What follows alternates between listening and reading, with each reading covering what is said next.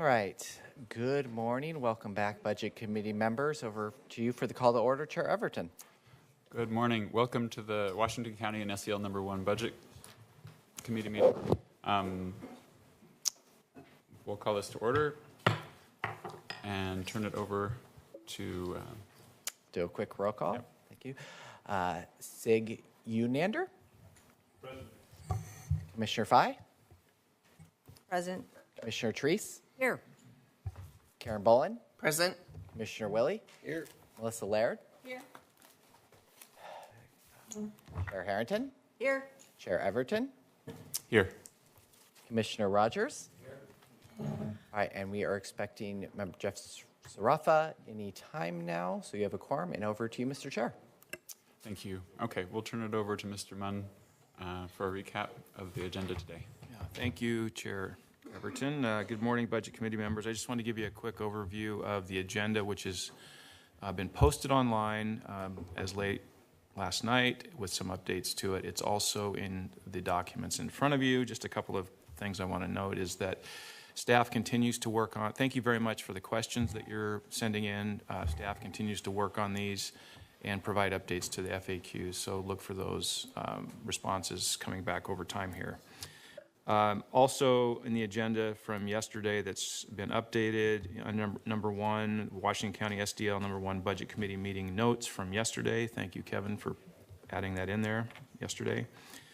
Some of the documents that we'll talk about today as a result of yesterday's meeting includes the summary of the FY25 general fund transfers that will be talked about today. So you have a copy of that. And then also under number 5 and number 6, there's budget highlights for the WCCLS, a document on the county SIP gain share impacts, and a copy of Policy 405, the budget contingency and reserve policy, which will also be discussed in the presentation today. And one more at the very bottom under number 7 is the MISTIP budget highlights for May 2024. Back to you. All right, thanks. Let's get started with land use and transportation with Danny. Can I make just a quick comment? I just want to do a quick follow-up from yesterday. So for our friend Sean, who testified last night to us about his neighborhood, I did talk to him afterwards, and he looks like he's a very good candidate for the neighborhood street program in Lute. He lives in unincorporated Washington County. So I followed up with him, and I sent him that information, and I also sent it to Sherry Gray. So looks like we may have a path for a solution for that gentleman. This is not the first time we've heard from him. We, as an organization, have had a long-running conversation with him, and the board has been well informed of that over the prior months through our constituent report. Just so that you know, there are other avenues for community engagement, and that the agency has been on top of that. Great, thank you. Chair, could I also say that I brought lots of fruit for all of you, so that it's nothing like the sweet stuff we got yesterday. But anyway, it's right up here, so please help yourself during the break and things like that. I don't want to take it back home. So today we're enjoying the fruit of our spoils. Is that it?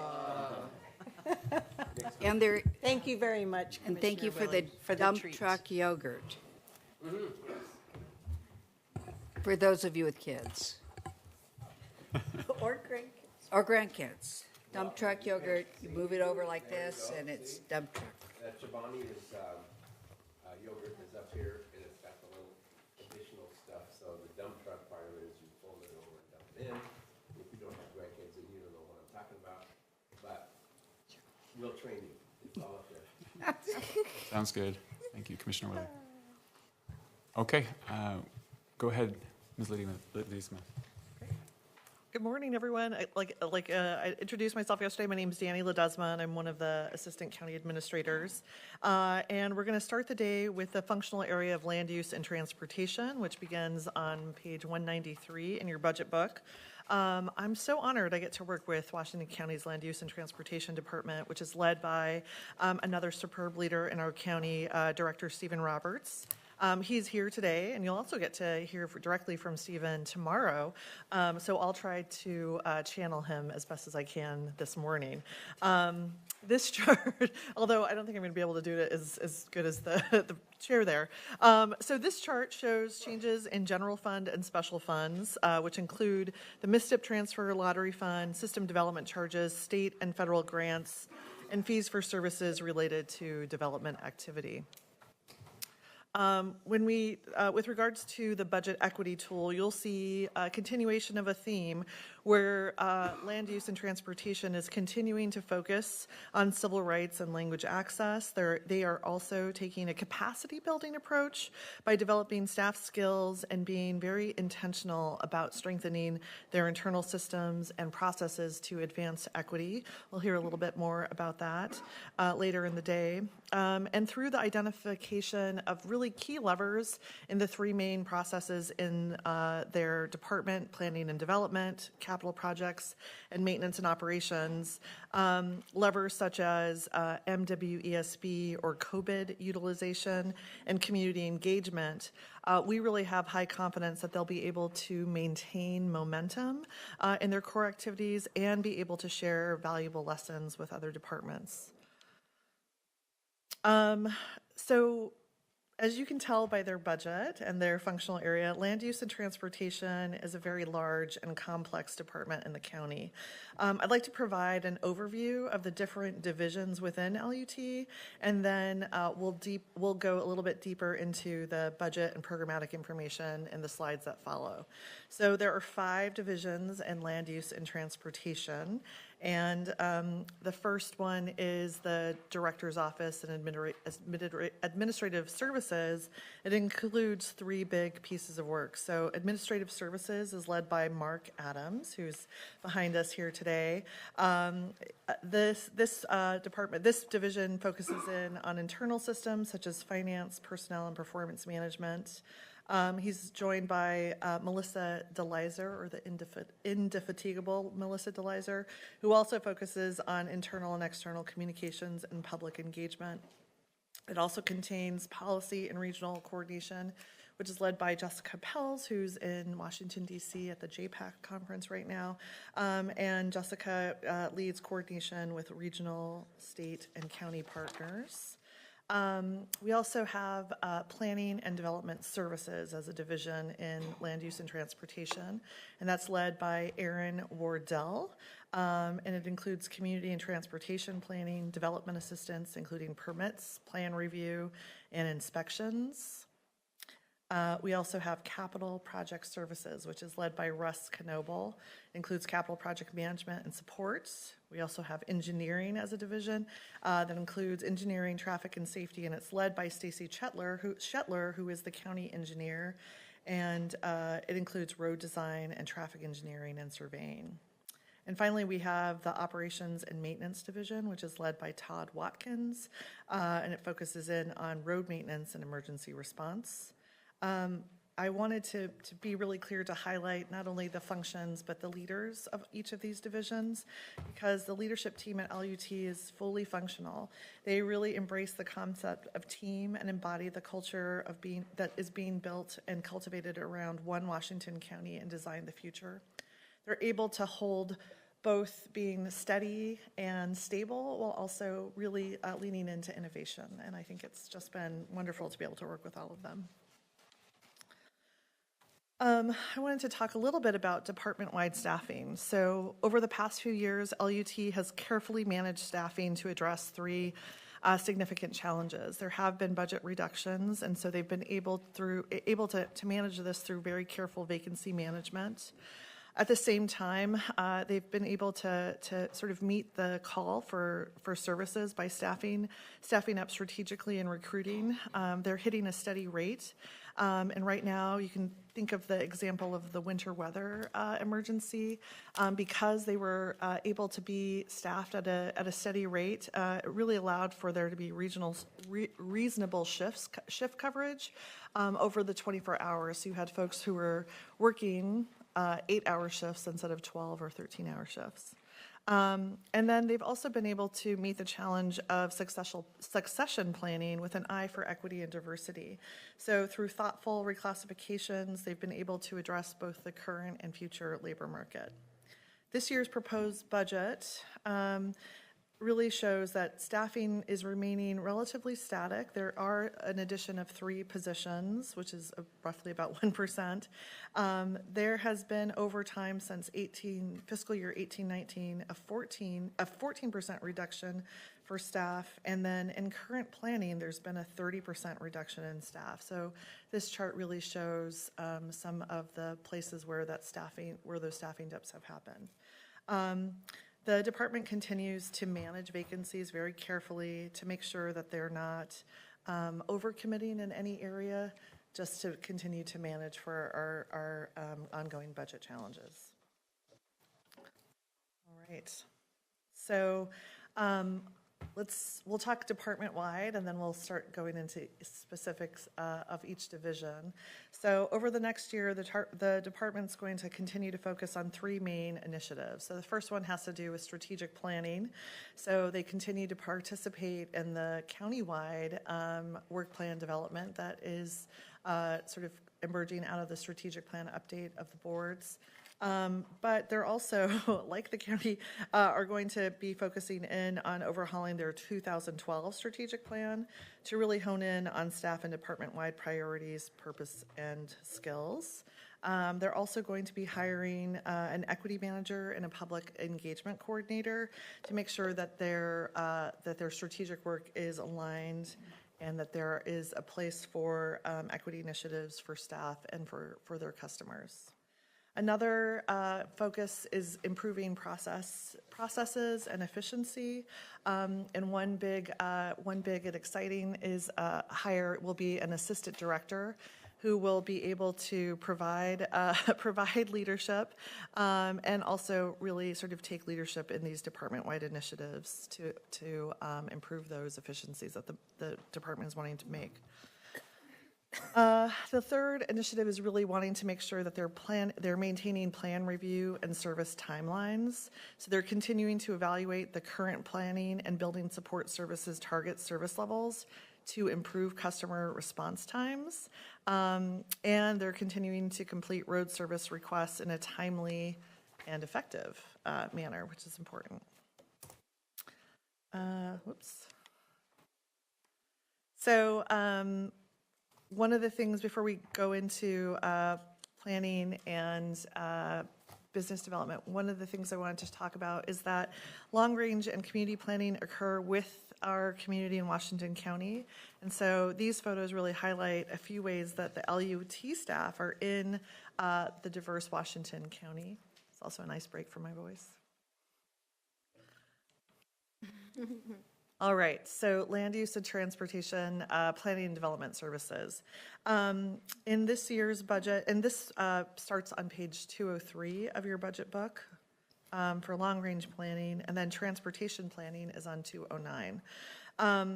So we wanted to highlight a couple of budget proposals. You'll see that the fee increase builds on the analysis and implementation of the service level assessment last year that the board approved, where the board approved a 50% increase to really stabilize. And this year's increase of 8.5% is really a part of ongoing maintenance and a long-term fiscal strategy.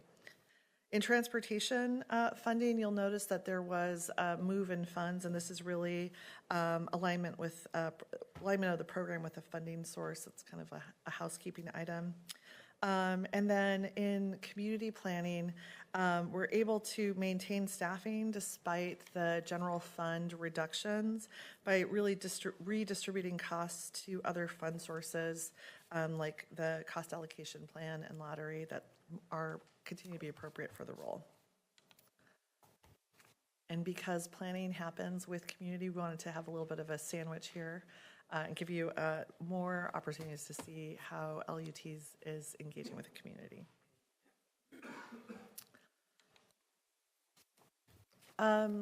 We'll be talking about capital project services, specifically MISTIP, later today. So I want to provide a little bit of an overview, and then we'll get into more detail this afternoon in the capital section of the presentations.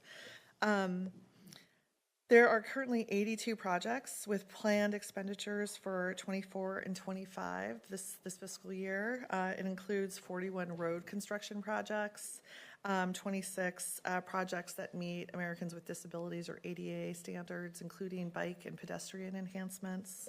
There's also 4 bridges. And then this last section, these are projects like bike and pedestrian improvements or smart traffic signals to improve traffic flow. It's just a different category that more aligns with funding. So just wanted to point that out.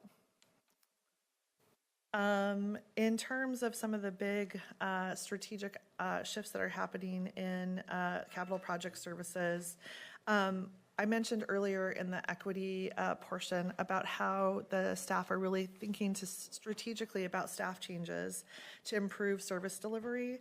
They are improving their capacity to manage the Oregon Department of Transportation, or ODOT's local agency certification, to allow us to directly administer federally funded projects. They're staffing to support minority contractor and workforce participation objectives, that MWESB or COVID goals. And then they're also staffing to support additional ADA or Americans with Disabilities project delivery. I think one thing that is probably on the mind of everyone is that the cost allocations, while costs continue to remain high, we are monitoring the escalation of costs, and we're watching this closely. And so the rate of increase is starting to slow, although the costs remain high. So, all right, so operations and maintenance. One of the things that we wanted to, this begins on page 219. So I'm going to try to channel Todd and the team and talk about like trucks. So one of the things that's really important, and one of the things that you'll saw is that this budget proposal is requesting $1 million for vehicles. These vehicles, is mostly focused on equipment such as snowplow, and so that is going to increase our snow plowing and our sanding capacity. Many of you remember this winter, where that was important. There are also investments in gravel road grading, which are going to keep our gravel roads passable, which are very important here in Washington County. There are continued costs that remain that are continuing to increase in capital and operations, and this really sort of points the way where the county has been digging in our capital improvement plan to end the story that you've heard over and over again about like costs are increasing, the needs for services are increasing, and so we're really called on finding increased funding and diverse funding to be able to support this. And so our particularly in operations. Rather than tell you everything that happens in operations and maintenance, which is pretty far and wide, we wanted to show pictures. So you'll notice that there are basically pictures of those gravel roads and those trucks that are really important. You'll see that in these pictures. And also you'll see the storm recovery, some more of what happens in there. Engineering, traffic, and safety. This budget really continues to be status quo. There are a 4% revenue decline, and expenditures are increasing by 6%. But we are continuing to manage and to make sure that that we're being cautious about expenditures. And there has been, I think, really exciting news. There has been a long delayed bucket truck delivery, and this is the year when it's going to happen. So super exciting. I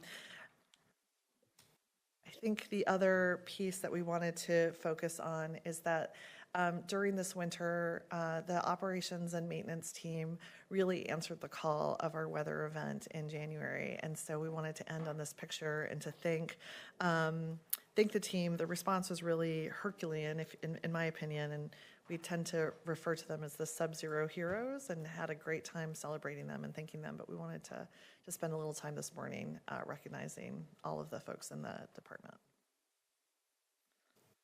All right.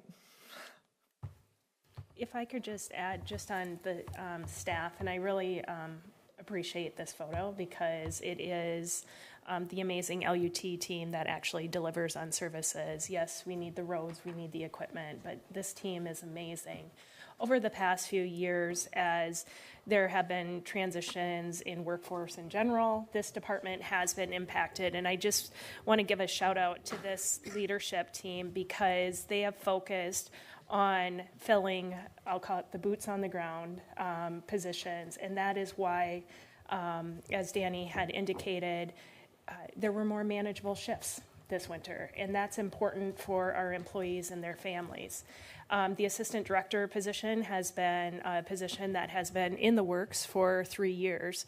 And Mr. Roberts, due to his strong leadership, chose to make sure that the other positions in the department were filled strategically before filling this position.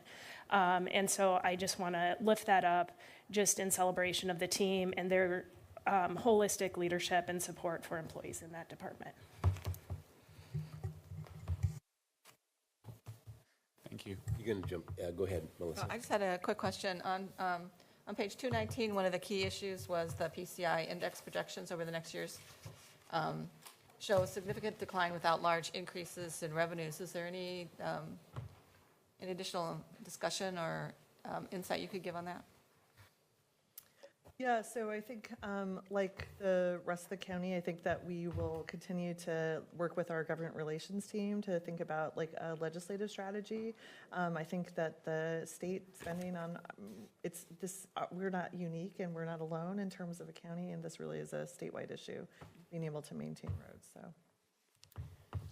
And it also points to, Danny had mentioned just cost escalation as we're seeing in our capital maintenance, just all of operations through LUT over these past few years.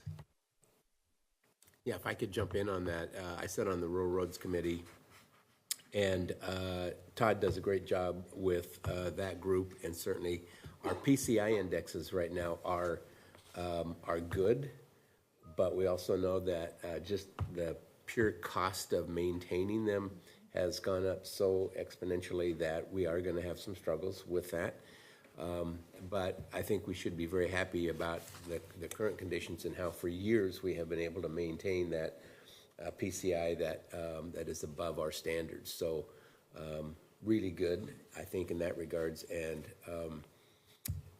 as Todd informed me this morning, we get rural roads money comes out of the road fund, which is Fund 168 on page 215, as well as a bunch of other things in there because we don't get $54 million.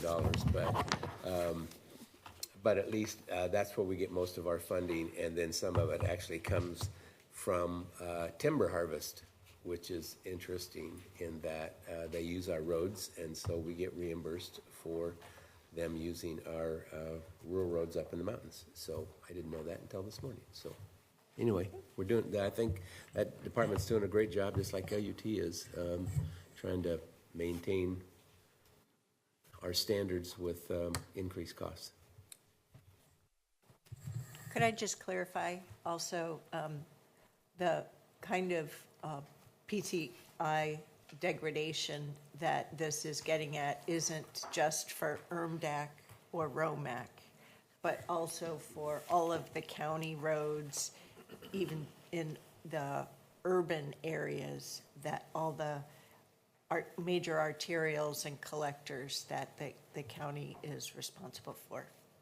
And the 50-30-20 distribution of gas tax continues thus far, though with state legislative transportation legislation this next session, we're hoping at a minimum to protect that as well as continuing to advocate for additional local distribution of revenues so that we can maintain our roads, and that's part of what we continue to do as a board in working with our government relations team and advancing the cause. So, thank you. I had a question. I am really grateful for everything that goes on during the snowstorms. I can't think of many places where the service level of the county operations comes to my attention more than when schools get shut down for 3 or 4 days. I don't remember exactly how many days it was, but I live in a place that doesn't get very hard hit by the snow, and I understand that if there's any place that has and the buses can't get out, then the entire school district closes down. That's kind of understood. I guess what I was wondering is this a budget? Is there a story here in the budget, or is it capacity, or what is it that keeps us from getting the schools open more quickly? So I guess the schools being open more quickly, I think I'm trying so hard not to make any editorial comments right now. I'm doing really good. In terms of our capacity, I think that the story of this year's storm, I would point to 2 things, is that the department was able to rely on the capacity that it built, the skill, the expertise, the dedication of employees, and that sort of steady staffing and management. But also, I think the culture within Washington County, we saw our operations and maintenance team coordinating with other jurisdictions, other entities such as like PGE, and really sort of being exemplar in their ability to respond and across the region. I think that I guess what I would say is that the school closures is really, I think that there's so many other factors that go into the closures of the schools than just the roads and LUT's participation. And I think that what we saw this year was that many folks were really complimentary of our LUT department and their ability to respond and very quickly and effectively. Yeah, part of the school decision-making is also based on sidewalk safety and children that need to walk to school. So it's not just roads, so that's part of the decision-making. As Ms. Ledesma indicated, communication, partnership, collaboration is happening, boots on the ground, under Todd's leadership, with cities, with utility providers, with schools. So there's really a rich communication network there. But I want to underscore, part of school decision is sidewalk safety. And that's really what we saw this last year during the ice storm and the multiple day closures. It wasn't the road that triggered that decision, it was sidewalks. Okay, thank you. What I'm hearing is it's not a budget story. There's a lot of factors. Yeah. I suspect it was more complicated than I realized. And, here I'm going to wave that cautionary flag again. Our weather events are becoming increasingly challenging, more severe, more significant. So we are managing currently within the budget, but as we have more significant weather events, that may change over time. Okay, thanks. Any other questions on this topic?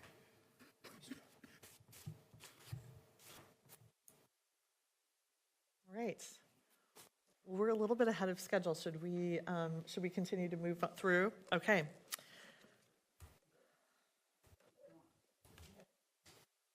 All right. Sorry.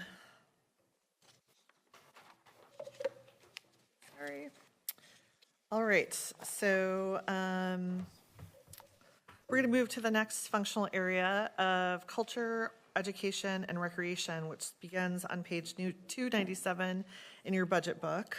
The departments included in this area are facilities, parks, and fleets, the Washington County Cooperative Library Services, and Westside Commons. This functional area also includes the county's partnership with Oregon State University's Extension Services. This chart shows the general fund and special funds, the changes within those, which include the WCCLS operating transfer, the local option levy, transit lodging tax, and the Metzger Park Local Improvement District Fund. So with regards to the equity analysis and the budget equity tool, starting on page 299 is where you'll see the details behind this summary. This equity analysis continues the theme that you've heard yesterday and earlier today amongst all of these varied programs. Progress achieved over the past years will be able to be maintained, and there may be some staffing impacts that can result in less access to services to the community. But these are all really different departments, so we'll go into detail in each of these. So let's talk about Westside Commons. So beginning on page 317 of the budget book. First, we want to talk about Westside Commons includes the Wingspan Event and Conference Center, the annual Washington County Fair and Fairgrounds. And I'm really honored to be able to work with our leader, Leah Perkins-Hagel, who has really significant not only experience with the county, but a lot of institutional memory after over 20-plus years of service here at Washington County. Leah can point to so many historical details and facts, and it's always really interesting to hear her talk about her time at the county. So this presentation is really focused on ensuring that everyone really understands the costs of current operations, as there are financial sustainability considerations we will need to continue to address this year and into the future. One significant driver of operating costs for Westside Commons is the fabulous and talented staff that we get to work with. So currently there are 17 FTE. Prior to the addition of the Wingspan and Fairgrounds and the Fairgrounds and County Fair had 9 FTE. So this FTE has really significantly grown. So let's talk about the different elements and the different programs. I'd first like to talk about the Washington County Fair. Let's talk about big fair fun, if you will. So every year the county puts on the Washington County Fair. This year the fair will be held at the county fairgrounds from July 19th through the 28th. You'll notice that's 10 days. I encourage everyone to spend the day at the fair. It's free. You can take public transportation. The county fair is run by our fair manager, Leah, with oversight from the Fair Board, which provides fiscal and operational oversight. The proposed budget in the fair addresses higher costs, such as service contracts, equipment, and supplies, as well as increased staff to maintain a higher level of service to the fairground. The marketing goal for the fair this year is to maintain attendance, to bring in new guests, and to increase spending while at the fair. The proposed budget is a balanced budget. The operating costs equal to the revenue. Of note, the revenue consists of a significant amount of transient lodging tax, a small grant from the state of Oregon lottery, and our generated revenue is a significant portion as well. And that revenue comes from parking, from vendor booths, concessions, the carnival, and as well as sponsorship. On this slide, I wanted to point out the fairground usage. So currently, there are only 2 events that happen on the fairgrounds. There's a dog show and car show in June, and then in July, it's occupied by the fair. We're really close to July, believe it or not, and so there are lots of events happening to prepare for the fair. One of the limitations of the usage of the fairgrounds is that it really is weather dependent. So August is really hot, unfortunately, in Oregon and in Washington County, and so most event producers really don't operate in the summer, and the few that do really want to be in an indoor or air-conditioned environment. The Cloverleaf building, which is part of the fairgrounds, has been used as an emergency shelter, and I think when we talk about the capital management later in the day, we'll talk a little bit more about the fairgrounds. But I wanted to point out that in this budget, we really are focusing on maintaining maintenance of what we currently have. The one exception is utilizing grants to focus on the fencing. So let's talk about the wingspan. So beginning on page 320, you'll see information about the wingspan. In the fall of 2023, the county conducted a business and operations review of the Wingspan Event and Conference Center, which is well-timed as it had concluded its first full year of operations post-opening and post-pandemic. The purpose of the review was to evaluate the structure, performance, and partnerships that could be improved and expanded to realize the full potential of this county asset. The findings helped chart a path forward as we continue to analyze the cost of operations, marketing strategies, and generated revenue. So what we know about the Wingspan operation is that it's rather labor intensive. It's a large building with maintenance needs every event day, and events usually span 2 shifts of time. There's an event service coordinator, a maintenance worker, and at least 2 general service aides that are required per shift, and then an overnight shift for cleaning for every event.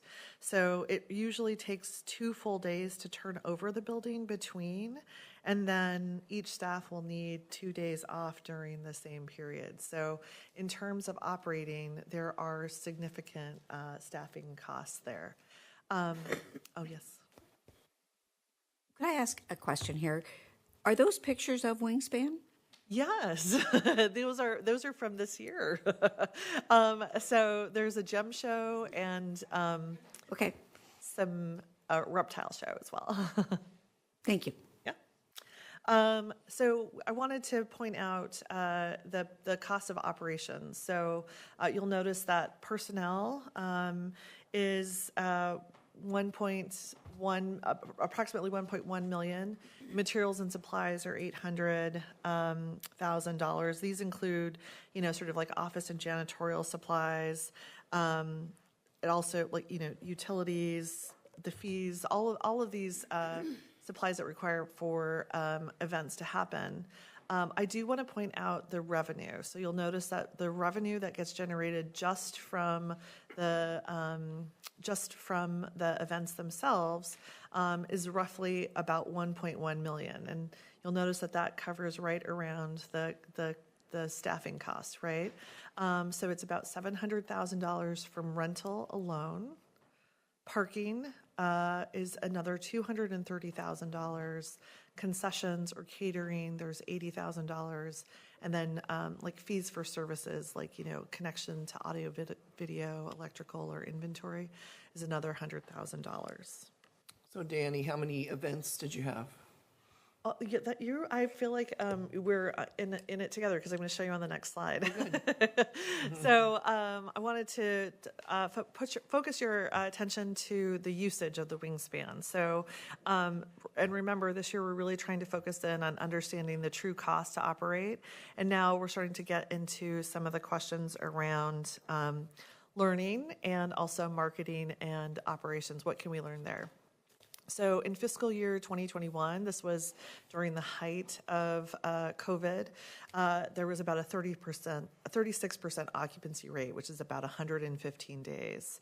The following year, 22-23, right, 149 days of occupancy, which put us right around 47%. So for fiscal year 23-24, this is about through March, there have been 134. Right? So we're already at 42% occupancy rate. Projected for 24-25, this budget is an occupancy rate of about 44%. So you'll notice that at the very bottom we have this industry standard is 70%. And that's based on, 320 days of availability given turnover time. And so that would be 224 days to go. Danny? Yes? Question. If you got to the 70% benchmark for occupancy, what would be the surplus, if you go back a slide, of funds to over the costs? So the costs are 1.94 million, and you had 70% occupancy. What would be your surplus instead of a deficit? That I'm not going to attempt to do the math there, and I'm not sure that it's exactly apples to apples, because as you can imagine, more intense event time, we would probably need to ramp up on Right. staffing time as well. Sure. So I can come back to you and see if there's some projections Yeah. that are there, but I don't think we're there yet. And so one of the things that we really are focusing on this year, with the help of the study, is to really focus in on what are the highest and best uses for operations. So is there a way to focus not just on the number of days, but on high rent or sort of high rent generating events? Right. To look at that relationship between parking, fees, spending at the events, as well as the different types of events that might be able to Right. generate more income. And so that's part of some of the analysis, and looking at, is it more days, is it different types of events? And over the course of this fiscal year, we'll be continuing to look at both the marketing side as well as continuing to find efficiencies on the operating side. Okay, can I ask 2 follow-up questions then? Of course. In addition to the question I asked, can you tell us what is the break-even number of days that you would need to have for occupancy? I cannot tell you that. Not now. I No, froze can you right do there, that but I will get that analysis? back to you. Yeah. Absolutely. 'Cause I think that would be helpful to understand. There's a number that you can calculate. It's break-even somewhere between 44% where you're at today and 70%. And then, do you offer dynamic pricing where, like, maybe from seasonality with the 44% occupancy that certain months or weeks of the year are high utilization today and other ones are low, so you would offer dynamic pricing to maybe encourage more usage in the lower occupancy periods now, and you'll earn less revenue, but maybe that would be a way to fulfill the utilization. Yeah, so I think you're asking really great questions, and I think this all goes into some of the work that we want to do this year. We're continuing to evolve the operating practices aligned with a more dynamic marketing plan, so that we can begin to sort of understand where there is more opportunity for higher generating events, where we can sort of have more predictable and dynamic pricing, like you're talking about. Yeah. Yeah, if I can just add, the consultant study, the consultant that we contracted with, their expertise area is small meeting market venues such as this. So we do have a multi-pronged approach, already time within the commissioner's calendar to come back with some key milestones of this work. I will just lift up, we're just talking operations here. We don't have capital set aside too. So the sustainability of not just Wingspan, but the overall Westside Commons is a focus area that the board has asked staff to look at, because the county adopted a Westside Commons master plan in 2019. That master plan contemplates really replacement of several of the buildings on the fairground that have been taken down over time, and it's time to put a fiscal strategy to accommodate that plan into action. So this is not just looking at operations of Wingspan, but looking Westside Commons as a whole and balancing that operations and capital. So your questions are on point, and those are all part of the next steps that we're walking into. I appreciate that, and I had asked a question in between meetings by email to Greg about the 3 phases of the Westside Commons that I read in the budget book, so I'll read more about it. And I'm sure there's a longer story here and a more comprehensive, holistic view of everything going on at the fairgrounds, and it's a great asset for the county. And I'm just asking some very narrow utilization questions just because it prompted, when I saw the slide, some questions in my mind. But I appreciate that there's a more holistic view for the whole facility. And in addition to that, we use transient lodging tax to pay the bonding on that. With the commitment that we made to the hotels, that we would be looking for events that puts heads in beds, okay? And so it's not only the number of days that we have this utilized, but it's going to be the quality and the duration of each of those events. So if we can get a 3-day event, obviously it's going to be important to our motel and hotel owners that we are meeting that commitment. So I think that's our objective. It takes us a while to get there because the larger events are 3 and 4 years out. in their planning and their scheduling. So once we start to get in that queue, I think we'll see improvements in this. But for right now, we have to realize what we're going to do in the immediacy of things. In that planning, are you seeing some great opportunities of events that can come into Wingspan, looking out and the opportunity, because it's a great facility, and I know that there's a lot of, events that go through the state, and hooking into some of those and getting planned in there would be great. Because it is a lovely one. Just one comment, I do grumble on the parking fee, but all the parking fees have gone up, but, every place you go, it's $10, $12. And when the event itself is less than that, it's everybody grumbles. You hear everybody in this grumbling about the parking, so. Yeah, I completely agree with you, Melissa. And the fair, for example, is free to get into the fair, but it costs you $10 to park. Yeah. We make very little money, if any money at all. And the reason why is because the cost of staffing to facilitate getting cars in and out of the fairgrounds in a safe manner and getting them parked and then getting them back out again, all of that we have to pay staffing to do that. And so it's not our staff. We hire that out, but it's still expensive. I understand. So, yeah, I completely agree. Now, you can avoid that, Melissa, by coming during the week because it's free parking during the week. Is that right? For the fair? Yeah, for the fair. Monday through Thursday. Yep. Take Max. Yeah, absolutely. Max is a great option too. So Yeah. we give you options. Thanks. Any other questions? Couple. There we go. Because you're going to now move on to something outside of Fairfax, right? Are you at the end of? Yeah, I was going to move on to the extension, so. And really not so much to you, but to Greg.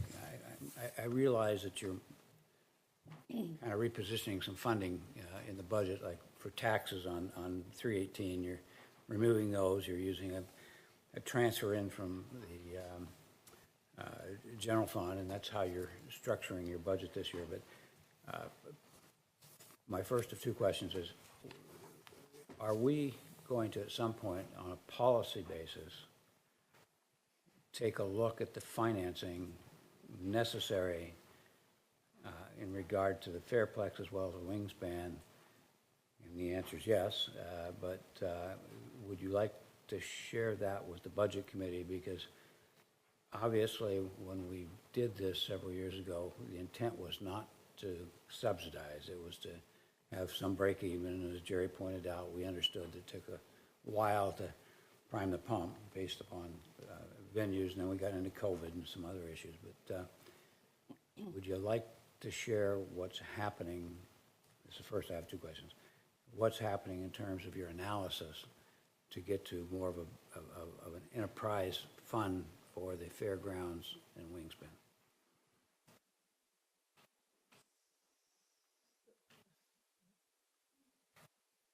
I think that's a great question and very appropriate at this time in the presentation. I would say that the answer to that question is part of the follow-up work to the consultants report that really laid out not only what are, as Ms. Angie and Ms. Danny, Ledesma. I'm going to have a hard time not saying that, but the follow-up to that is really to say operationally, how do we fund operations over the long run with maybe a goal to get to break even. That's not very typical with fairground operations outside of TLT, but also to look at our using that CIP lens on what do we need to put into these buildings over the long run to maintain the beautiful buildings that we have there. So I don't know if that directly answers your question, but that's, in my mind, that's where we're at in the process, is to begin to lay that out and what's it going to take to get there. Before I get to my second, it does answer it, because I just wanted people to know that you've been looking at it. We're not oblivious. It's obviously a net drain on the general fund. We get that. But you're analyzing that. That's part of the study, and that's part of the forward work. So that's all I wanted to say. In regard to the Committee Member Rogers, if I can just add to that, one of the structural changes that you will see in the budget next year is further separation of the operations and creation of capital funds for Westside Commons and Wingspan. Part of that is just as each year as we move through our budget transformation, it's so that we can track those actual costs and make sure that the dollars that are intended for capital maintenance for the fairgrounds or Westside Commons are not used to subsidize the operations, because that does not help us in the long term. Second question in regard to TLT. About $8.5 million transferred out in your projection. Does that cover the Hillsborough? Everyone wants to call it the Hops. I don't. I call it the Hillsborough. Our deal was with the Hillsborough, City of Hillsborough. Does that cover that? And then in the future, will some of that be used to deal with Wingspan? Because really, that's what that transit tax should be doing, part of it. Per the board's direction, staff are currently working with the City of Hillsborough on the IGA for the Hillsborough Stadium funding, which is where the Hops are located. That is $8 million intended of TLT. So currently, staff are working through what is the funding strategy over time to repay Hillsborough. The Board of Commissioners will be receiving a memo on that hopefully within the next week or two as we finish up the IGA process with Hillsborough. Regarding capital operations, we are working on that plan. I can't specifically comment what those dollars are, what percentage of TLT will be used, but that is part of not only the look at operations and capital. We are also in the process of renegotiating the agreement with the Visitors Association, which also receives TLT funding. Quick synopsis for those who might be viewing or the Budget Committee is that 8.5 doesn't include any provision for the City of Hillsborough in our agreement with them, and it does not include at this time a plan in terms of what ultimately will be done. I'm not saying you're not thinking about it. I know you're thinking about all this. It's all for disclosure. You're thinking about what that TLT's transfer might need to look like to continue the ongoing operations of Wingspans and maybe a little bit for the fairground. Is that accurate? That's accurate. All right, thanks.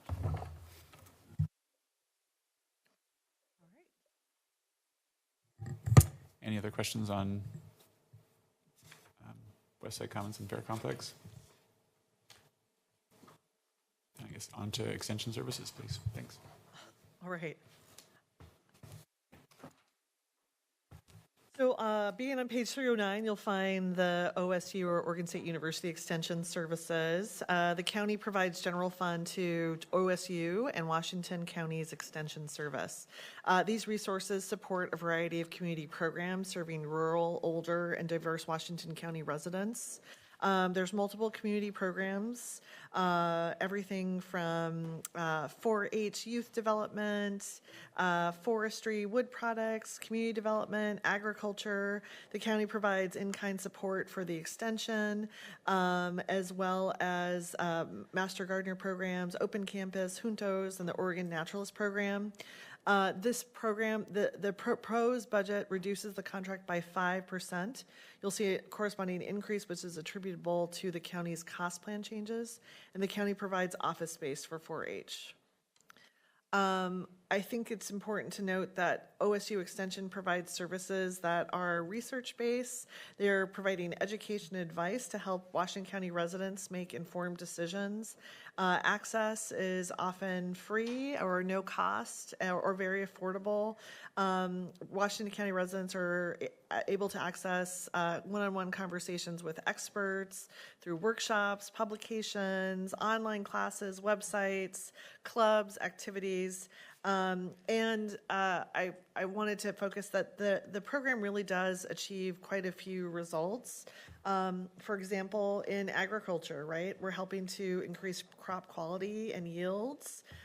For youth outreach, they're providing positive youth development and helping young people build confidence. They're also helping to prepare youth for college and careers through science and technology education, outdoor learning, and after-school programs. In terms of food production or food security and home gardening, they're able to help folks enhance farming practices and profitability. And thinking about resilience and productive ecosystems, we're able to tap into shared expertise with forest and woodland owners, promote practices that support clean waterways and a healthy environment. We're also able to build healthy, equitable, and thriving communities by offering nutrition education in schools and communities. They're adapting classes to the needs of the most diverse populations in Washington County. They also contribute to health policy and services across our county. Of note is that this investment leverages significant other funding as well as volunteer hours. That was a great pitch for OSU Extension. My question on this is, thank you for reminding me that Washington County provides for the office space for the OSU Extension Service cited here just off of Cornell Road. On page 309, is the lease payment included in that? Mm-hmm. That's correct. Is that under the other category? That's correct. Okay, so beyond that, is materials and services a direct payment to them? Or what is materials and services covering? Oh, sorry. Materials and services is the cost allocation plan that is charged to the program. The direct payment is the line item below under other. Okay, so other is that their annual lease payment, or is that just, because we don't own that building? Can we come back to that question Okay. and just verify? Great, thank you.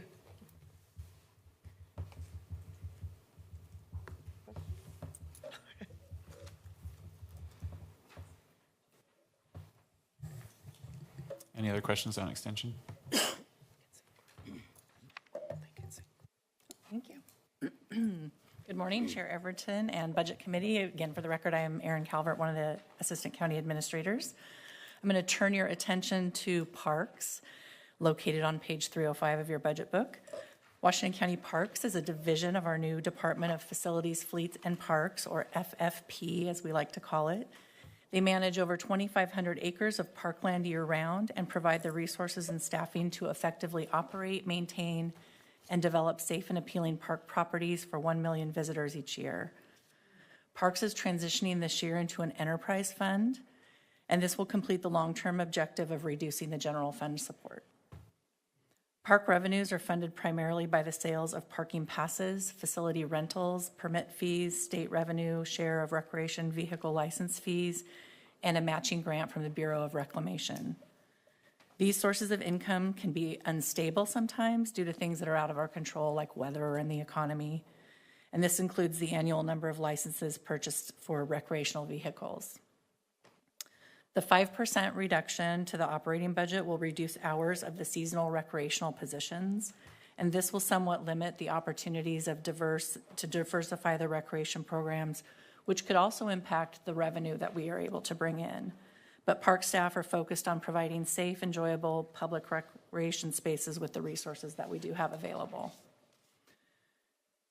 Without a starting contingency, parks may operate in a deficit at the beginning of the fiscal year until the revenues stabilize. And without the addition of staff or resources, parks will continue to focus on just providing what they can within their resources. Metzger Park, which you'll find on page 308 of your book, is a well-used 7-acre park in urbanized, unincorporated Washington County near Washington Square Mall. And the park features play structures, sport courts, an open lawn, natural areas, and the Patricia D. Whiting Metzger Park Hall. The Board of Commissioners recently approved the Metzger Park Local Improvement District maximum assessment increase for this next fiscal year. This increased annual assessment and the corresponding decrease in materials and services will offset the increased cost of goods, services, labor, and administrative costs while maintaining the service level fully independent of the general fund. And that is it. Is there any questions on that? Just to stay with that, your, that's on the wrong one. So how much of an impact will that have on our general fund by doing what we did of increasing the fees? In this proposed budget, there is no general fund support or subsidy for Metzger Park. So by the board action of increasing the assessment, the local improvement district is now self-funding.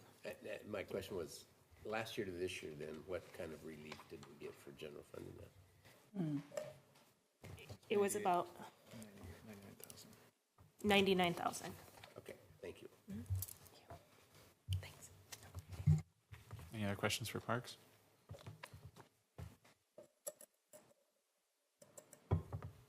Thank you. Looks like we had a break next. We're at 10:40. We're about 40 minutes ahead. Should we go ahead and take it or keep going? We could finish with Danny and then take a break and then roll into fiscal services. That sounds good. Okay, go ahead. All right. So I also get the honor of working with our Washington County Cooperative Library Services, which is led by the dynamic Lisa Tattersall. She's also here behind me with PJ Bentley and Hillary Oslin, which are part of the leadership team at WCCLS. It starts on page 310 in your budget book. What's important to know about WCCLS is that we partner with 9 cities and 3 nonprofits to provide library services to the community. WCCLS provides funding, infrastructure, and support services to link 16 independently operated library locations together into one system for all countywide residents. WCCLS has 5 primary roles. Number 1, distributing the primary operational funding for countywide public library service. 2, providing the technology and logistics support to ensure equitable access to library materials and services across the county. 3, providing services to the public that are more effectively delivered at a county level. 4, marketing and communications to encourage usage of libraries and WCCLS. And 5, identifying common goals across the cooperative and providing training resources to ensure a consistently exceptional patron experience. As Washington County's living rooms, public libraries create social connections. They support climate resilience and offer lifelong learning and development, preparing children for school and fostering a strong workforce in Washington County. Washington County values the contributions of our libraries and to our vibrant and inclusive community. So in the proposed fiscal year 24-25 budget, the WCCLS general fund transfer is reduced by 7% after applying a 4.7% assessed value increase to the general fund transfer amount. So this results in a net reduction of 2.6% from the WCCLS general fund transfer compared to 23-24 for a reduction of a little over $588,000 from last year's general fund transfer amount. WCCLS's other revenue source is a local option levy, which was renewed by voters in May 2020. There was no rate increase from the 2015 levy, and this levy expires in June of 2026. The levy accounts for 44% of the WCCLS budget, and it is charged at a rate of 22 cents per $1,000 of assessed value. The fiscal year 2024-25 budget reflects the fourth year of the renewed levy, which ends in June, like I said before, and the local option levy revenue is projected to increase along with assessed value by a rate of 4.7%. We did not take the proposed 7% general fund transfer lightly, and before making that proposal, we evaluated the impacts in three key areas. The first was maintaining a fund balance amount, which was within best practice recommendations. WCCLS has been able to maintain service levels without asking for an increase to the rate in May 2020 by strategically spending down the fund balance through 25-26. The fund balance positions WCCLS to make some strategic investments to meet community needs and is in alignment with the budget direction for 24-25. The second area of analysis was evaluating library funding allocations to partner jurisdictions and nonprofit. The library funding allocations are proposed to increase by 2%. This operational funding is distributed to our partner cities and nonprofits, which also contribute local operational funding. The third area was maintaining and increasing expenditures to support digital collections. WCC provides digital collections, so ebooks, audiobooks, streaming videos, centrally for all county residents. And the demand for digital collections is growing by 20 to 30% year over year, especially since 2020. In the first 4 months of 2024, we saw a 29 to 33% increase over the same time last year. Of note, after the weather event this January, we saw a 31% increase in digital checkouts from last year during the same time. And that increase has remained steady. In this April, the year-over-year increase was 33%. We anticipate we will continue seeing increased demand and utilization of digital content. So when a library user checks out a digital book purchased by WCCLS, that circulation activity is assigned to the library at which they are registered. Many libraries in the cooperative are experiencing higher digital circulation counts than physical circulation counts in recent years. And in response to this vast community demand for digital content and to support all libraries in the cooperative, WCCLS is increasing the digital collection by spending 14% more over 23-24 in the proposed budget. So as we think about sustainable funding and a sustainable future for WCCLS, we want to make sure that the funding continues to be secure. Sorry, I've got a slide situation. Oops.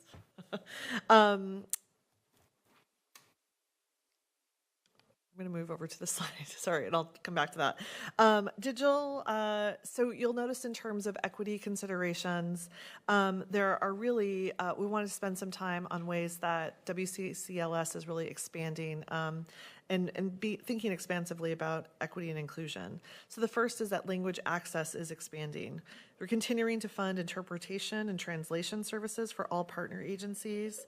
We're continuing to grow the digital collections, as you heard, but not just digital collections in English, but in multiple languages, and continuing Title VI compliance work by expanding it to online fee payment interface and adding languages to the online catalog interface. In terms of advancing digital equity, continuing to upgrade wireless access points across all library buildings, ensuring that the infrastructure is current and sufficient to meet the community need, and adding funds to redesign and diversify broadband infrastructure that supports the library cooperative. So this is working with the economic development team to really think about how to invest in secure and also scalable systems that meet the community needs now, but also into the future. And then in terms of countywide community engagement and outreach strategy, they are repurposing some vacant positions to add a bilingual program specialist into the partnerships team, improving the ability to provide not only services, but culturally relevant services to the community without increased personnel costs. I want to talk briefly about the West Slope Library.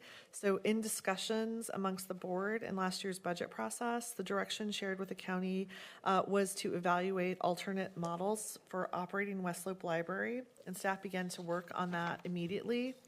The direction captured was that the countywide revenue sources can no longer sustain operating the West Slope Library, and that staff should move forward with a work plan to transition West Slope to a nonprofit community library or terminate funding from the general fund. And that transition should be completed by June of 2025.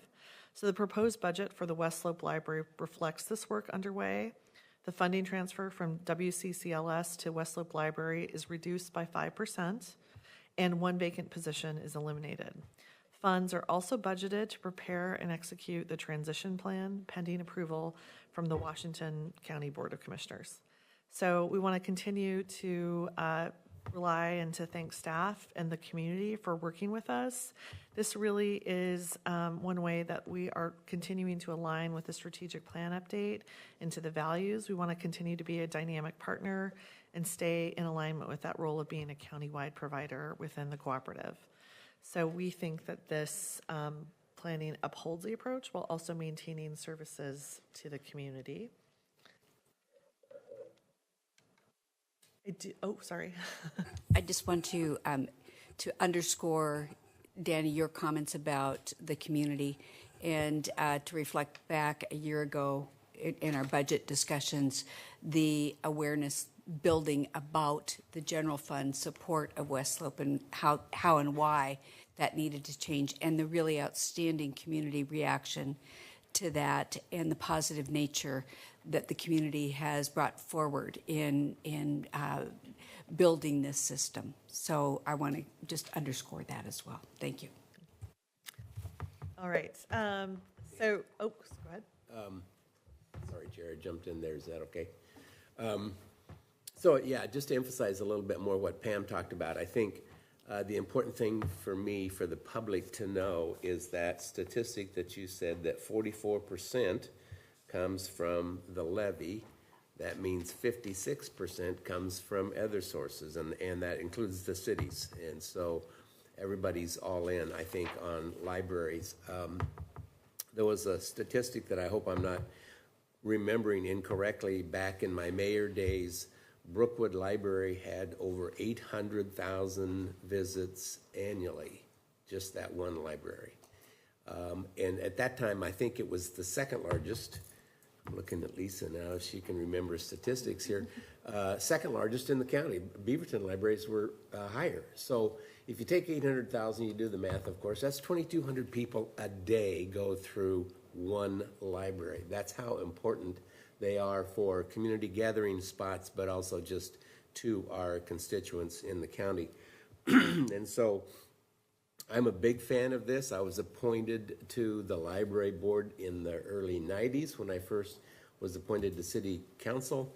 And I was on the library board for many, many years. As a matter of fact, the joke was the only way I could get off of the library board was to run for office. So that's when I became mayor in 2009. They had to kick me off the library board. But so this is a very, very important and critical service that we provide in all the cities as well. And so I'm very happy that we're being able to continue to fund this and work collaboratively with our partners. Thank you for that comment. Oh, I'm sorry. To your comment, Commissioner, what was the reason why the West Slope Library, if I heard you correctly, no longer sustainable from the general fund? The West Slope Library was an outlier in terms of the way that we partner with other libraries. It was one that was operated directly by the county as opposed to with a partner jurisdiction or a nonprofit. And the role of the county was really to provide county-wide services, not necessarily provide just for one locality. And really the outstanding feature for me was the community's positive reaction to that and their willingness to look forward to a different type of funding formula. So they were very positive. So I apologize. I went over this slide, and this is really important work. It's the giant work that Lisa and the team are really sort of engaged in right now, speaking to sustainable funding into the future. So WCCLS is leading a structured process with our partner agencies in preparation for the next levy cycle. So, and even beyond.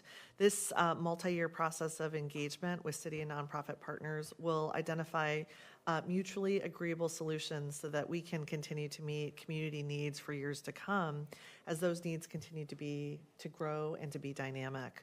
The process goals are twofold. We want to make sure that we're improving service consistency and equity across the county. So we're looking at establishing a common understanding of the current service levels and the total costs. We want to make sure that we're establishing base level library service levels available for every county resident. We want to make sure that we're evaluating and refining the partner roles in providing base level service to the community. The second goal is to support community needs by creating a library system with a fiscally sustainable future.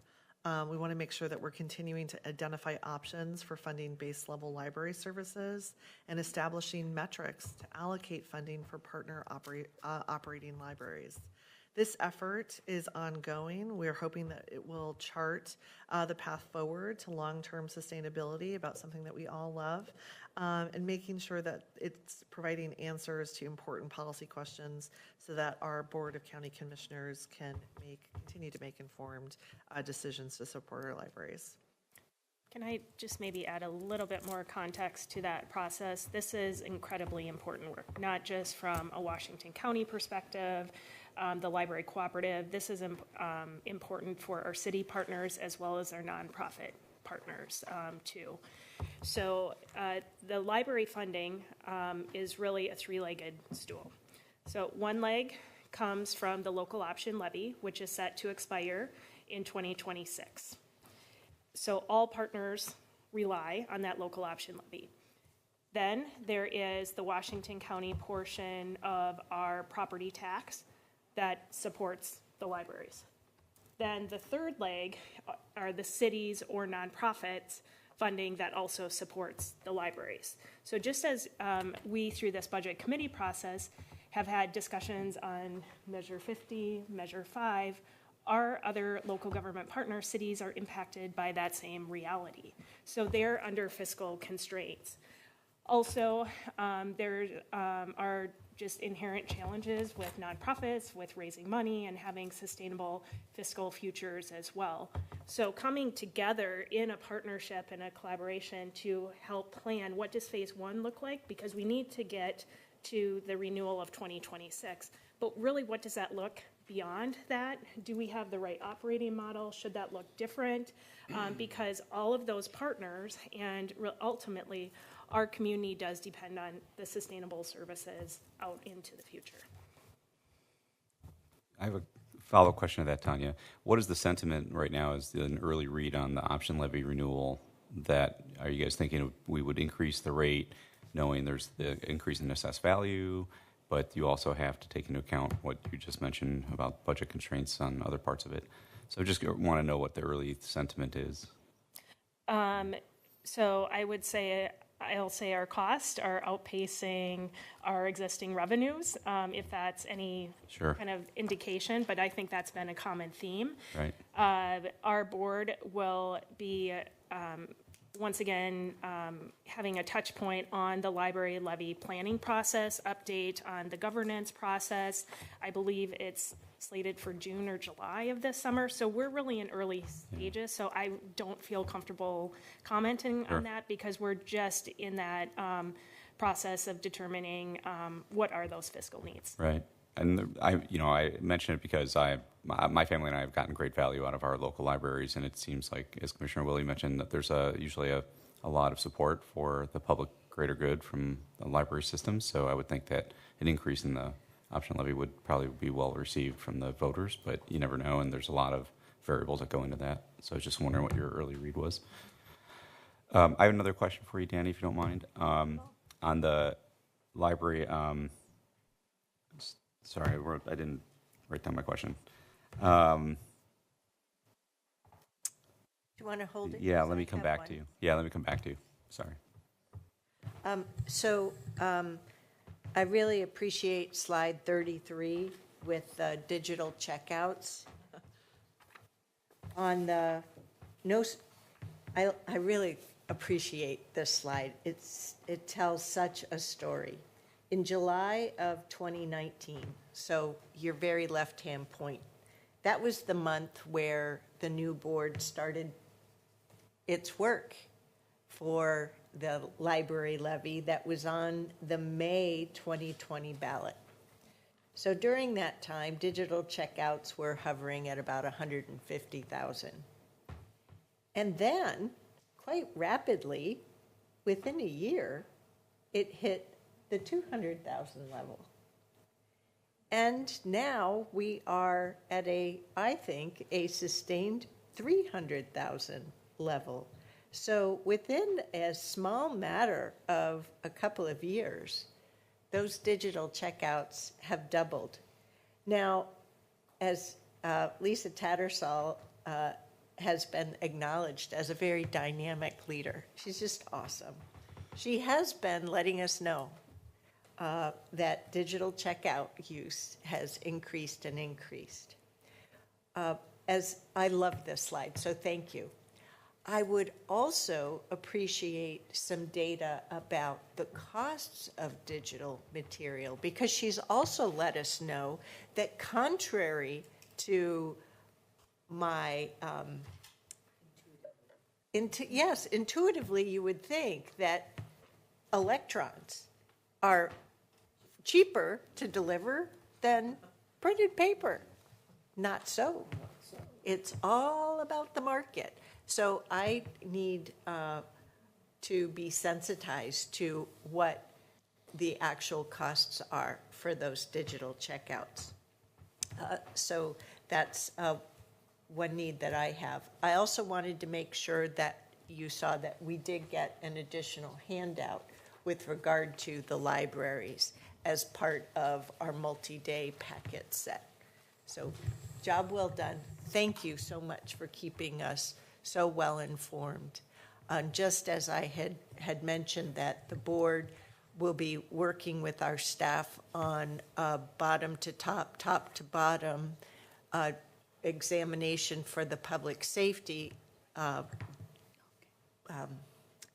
set world, which great paper that the staff put together. So too, Lisa has all of the library directors and the whole library ecosystem that is on slide 30 engaged already in discussions about governance and all the advancements that that Danny has highlighted through the sustainable future for libraries. So I feel that the board is in exemplary hands through her partnership skills and level of collaboration with our many partners in order to ensure that We Love Libraries will continue to be a passion for everyone here in Washington County,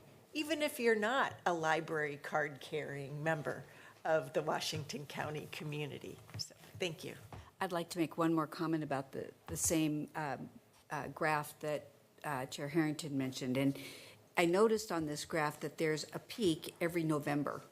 And what's interesting there is that it's about availability, it's about weather and seasonality. But what also struck me there is that that's also an equity issue, because people who cannot get to the library, who are homebound or whatever, the digital library has a big effect on their accessing the material that we're honor bound to provide. So that's really important to me too. I did remember my question, which Chair Harrington just asked. So it was about the digitalization of the circulation. And to add on to that, like it seems to me like there's a rise in IT costs for storing the digital books, and there's probably a content fee as well associated with, because your licensing costs go up with content because you're licensing intellectual property.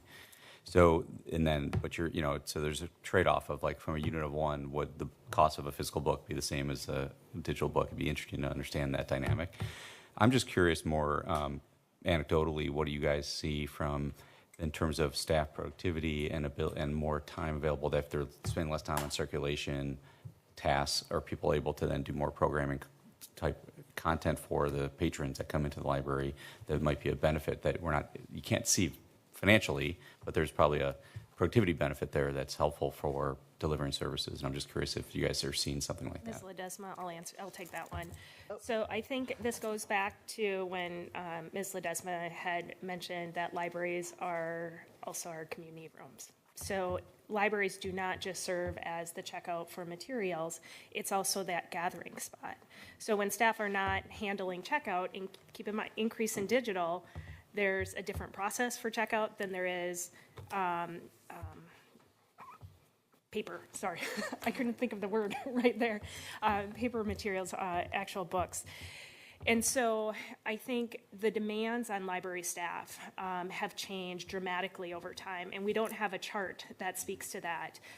Being really community social workers, navigators for community members is an important asset within our community, and we have wide variety of ranging of needs, from youth to even our homeless community members that are reliant on that expertise of staff. And so I want to take that opportunity to weave in that training of the staff, trauma-informed practices, well-being of staff within our libraries is something that the cooperative and in partnership, I know our library directors as well as our WCCLS team are really working through that partnership, because they are dynamic places. The only thing I would add, I was going to say that too, but is also there's a trade-off in terms of the dynamism that's required for digital literacy and the sort of like access questions that come on. I think when our economic development team talks about broadband, one big piece is the inequity of digital access. And so libraries and librarians and library staff really become key staff in being able to do that. And so I think, as folks have talked about, like, libraries are the living rooms, but also incredible levers for the county's goals around equity and inclusion. Right. Yeah, so even the digital checkout process and knowing how to navigate searches and things is a different skill set with a digital content than it would be a print content for librarian staff. Totally, yeah. Okay. It's helpful to understand.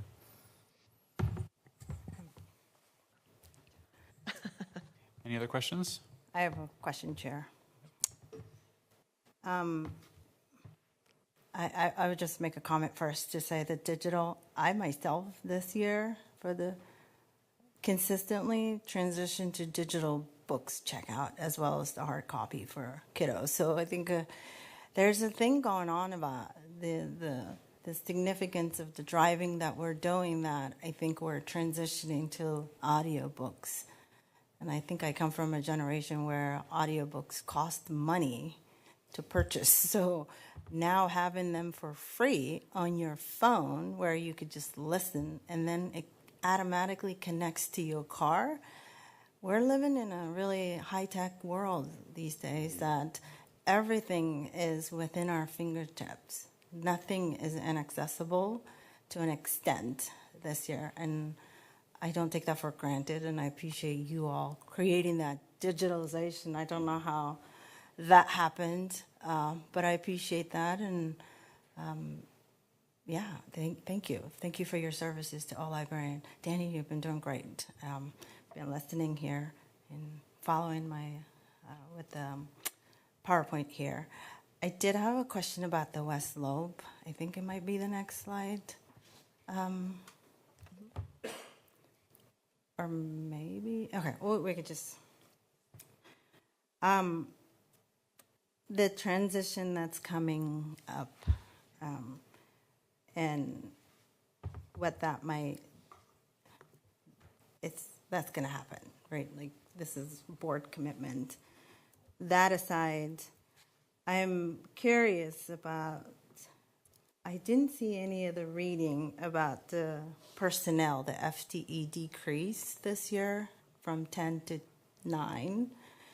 So I'm wondering if you could shed some light on that. And then the next question is to you, Danny, is that how many of those employees, the FTEs, are unionized versus sort of a management? And then the next question is to you, Tanya, is what is the plan for staff to mitigate some, the negative impacts this will have on their lives with that transition? So I can start, and I can probably answer for Tanya too. So the reduction in staff is part of the detail that you'll see in the book. So the county made decisions around 5% reductions, and so this was since West Slope Library was operated within the county, it also took a 5% reduction, and so the staff, since the position was vacant, it made sense to eliminate that position at that point. I will need to get back to you about the labor status of the employees. In terms of the staffing plan, part of the study and the transition plan includes a great deal of work around staffing, both at the proposed new location, and so we'll be able to provide that information as the plan evolves. Do you want to answer the Yeah, so union? there are no unions within, no unionized staff or labor units within our WCCLS team.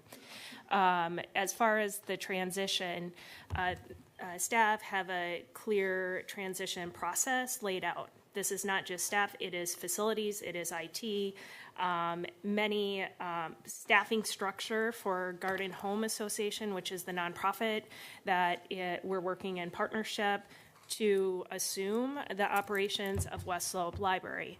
As far as staff, Lisa Tattersall has been working very closely with HR over this last year, and we will continue to be working very closely with HR moving forward through this process as we get to full implementation at the end of this upcoming fiscal year. I did forget one comment about my just appreciation to library services. I think I reminded the comment Commissioner Willie was making earlier, the what library means to community. When I was a new mom, that's how I got acquainted to my new role as a new mom, was through library and story time and meeting with new moms, because this is a sort of a new territory and uncharted, I would even go, because my mom was also sick, so she really couldn't transfer a lot of the information, struggling with dementia. So library created that space to connect with other new moms as well and to gain some insight. So I appreciate your comments around what library means, because I remember it was a sort of a safe haven for me to sort of get to know my new role here with a baby. I would also like to say what a great job ILL services, interlibrary loans. Wonderful service for academicians, authors, people who do research in my language. Any book that's available in the public library, virtually any city in the U.S. can be quickly brought to us for our Kindle.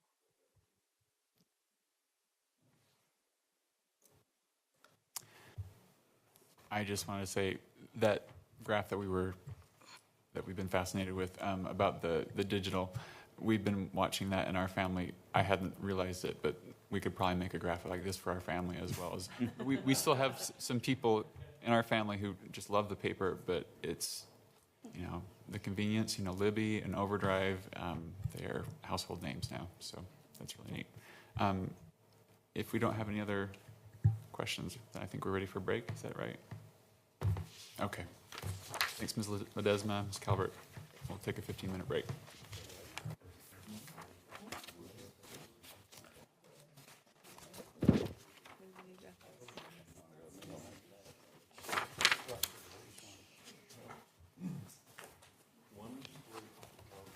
Okay, yes. It is. Oh, yeah.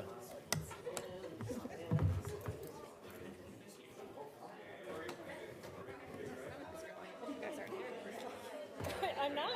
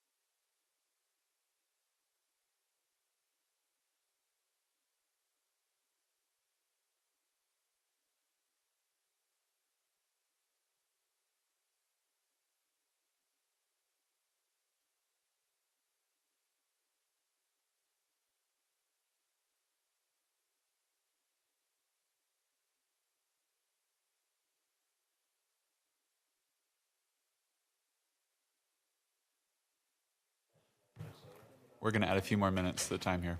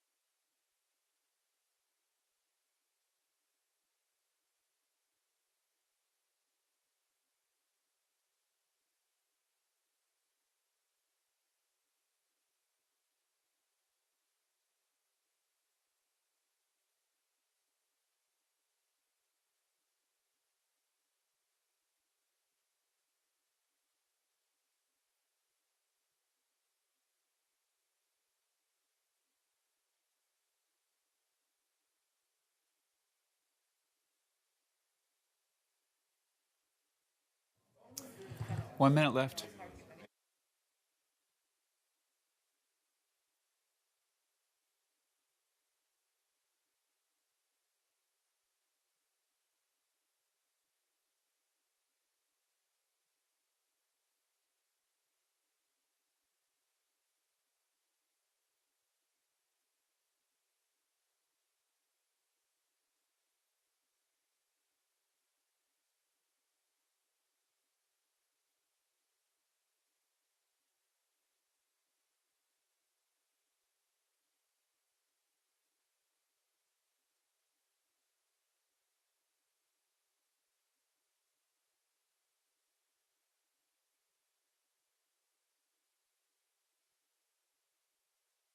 I don't know that Congress approved it. Got about 10 seconds left.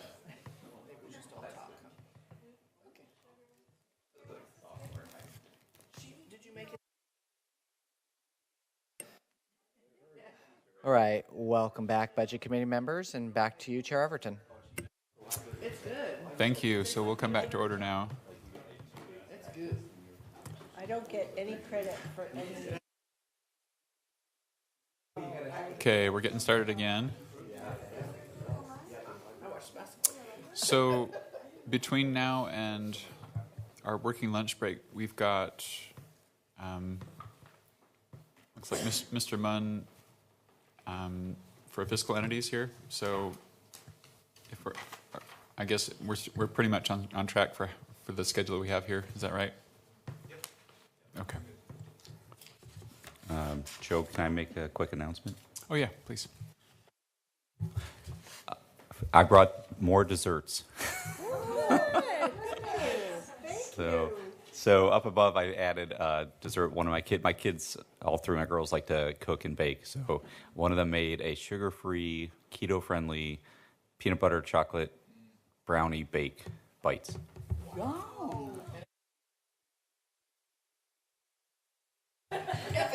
And here, board members thought that we were doing something nice for our community members on the budget committee, and you're just blowing it out of the water, spoiling us. Thank you.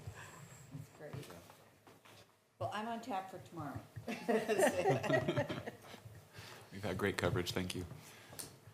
All right. With that, to you, Mr. Munn. Okay. Yeah, nothing like a little friendly competition. All right. I'm going to talk about fiscal entities, and the question has come up. It's a term that rolls off my tongue easily over the last number of years, but I think a couple of the committee members have asked, well, what exactly does that mean? Chair Harrington was one of those.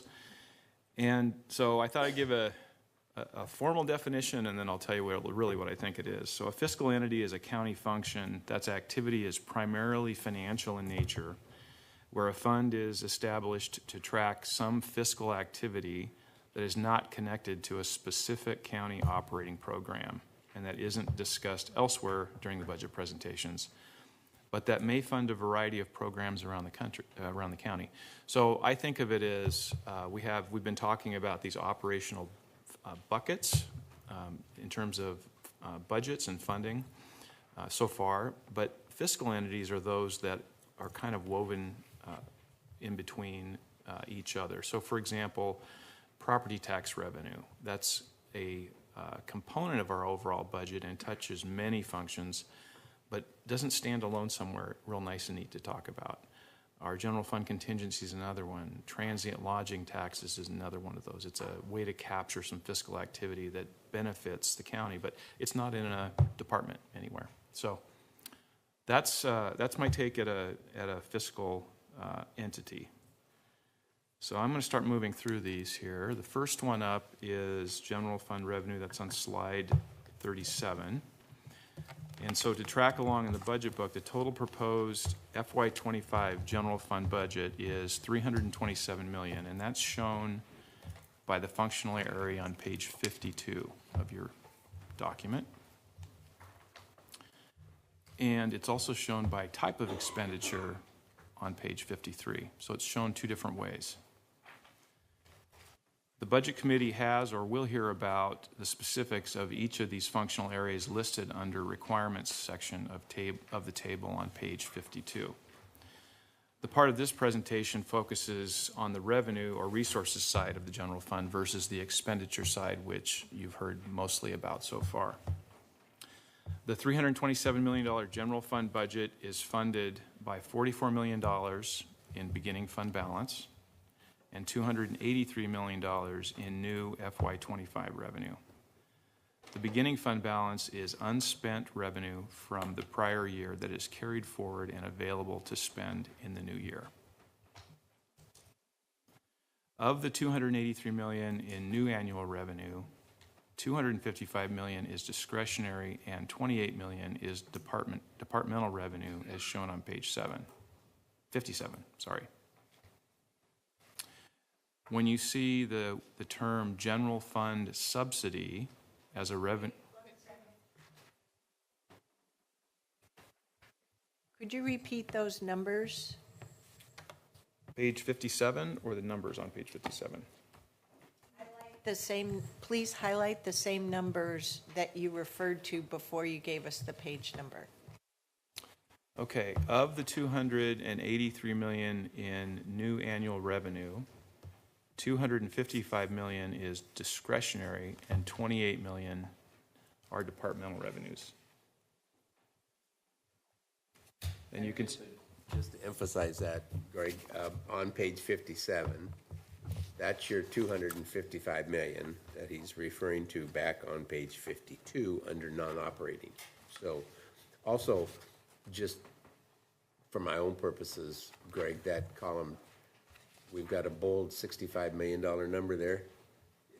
That's not the total of that column up there. That's the total of that column, not including the top number, 188. So, you know, for me, I like to have lines and clarity of what the bold numbers are. That's not it. But the total is right, 254. So I was able to track that back to page 52. Okay, great, thank you. And I was wondering, I'm sorry, I didn't have my mic on. I was wondering if it would be possible, but I want to make a reasonable request. So this may be something that you deliver with next fiscal year's, next proposed fiscal year budget. I would really appreciate seeing, going back to 2007, what the property tax revenue is, such as on page 57, the 188 million, and what the total discretionary revenue is for each of those fiscal years. Like 2007, that's pre-recession. I wanted to go pre-Great Recession. Yep. Okay. Yeah.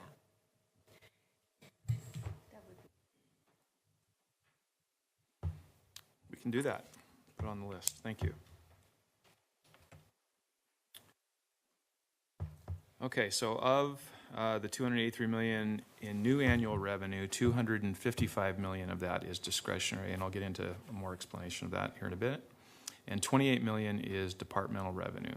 Those departmental revenues are revenue that is recognized in each of the departments. So, for example, A&T collects revenue for marriage license fees, and so that revenue that's collected for that function in A&T is in the A&T budget. So that's a departmental revenue.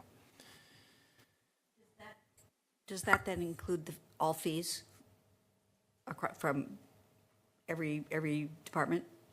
So the departmental fees in the general fund are those revenue that are collected by activity for that specific department. Licensures. Exactly. So others that aren't department specific, for example, property tax revenue, lodging tax revenue, those are not departments. Yeah. Those types of things, swimming pools, the things that we've talked about before. Yep. And moving those fees up to pay for their costs. That's right. Yep. So when you see general fund subsidies, a revenue source for program budgets that are in the general fund, the source of that subsidy is general fund discretionary dollars. For departments in the general fund subsidy is the difference between the total department budget and any department-specific revenues they collect. So using $100 as a budget example, if there's $20 in department-specific revenue, then the general fund subsidy number would be $80. So as I shared with you at the first Budget Committee meeting on April 29th, and is showing in the table on the tables on pages 57 through 59, most of the discretionary dollars in the general fund are from property taxes and transfers in from the SIP fund. Of the $181 million in taxes, approximately $71 million of that is transferred to the MISTIP and WCCLS program, leaving $110 million for general fund and other county uses.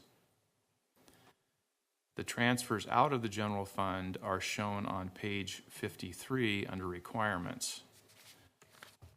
The $104,528,133 transfer total includes the $71 million transfers to MISTIP and WCCLS. I'll cover these transfers more in a few details, and it's part of a handout that was sent last night and is in your packets in front of you.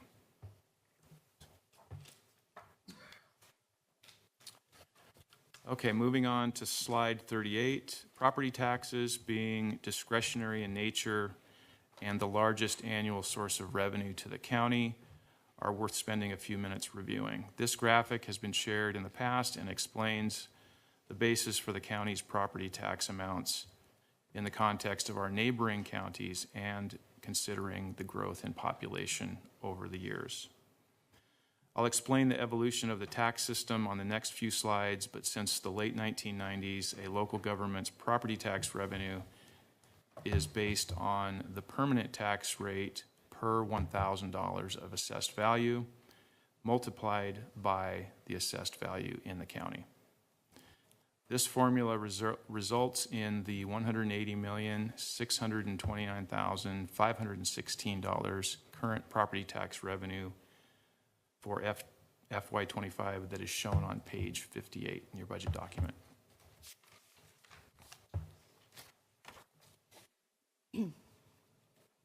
Greg, can I ask a question about this chart? Mm-hmm. You and I spoke offline a little bit about it. It's a really helpful chart to understand where a lot of the funding gap might be coming from based on the waving of the cautionary flag analogy we've talked about, where population growth has outpaced the increase in assessed value that we can charge because of the limitations of the state laws. What would be helpful to understand, and you guys probably know this better than we can see in the chart, as Washington County has grown, new properties have come online from new construction. Some properties have gone offline from termination or whatever, demolishment of construction.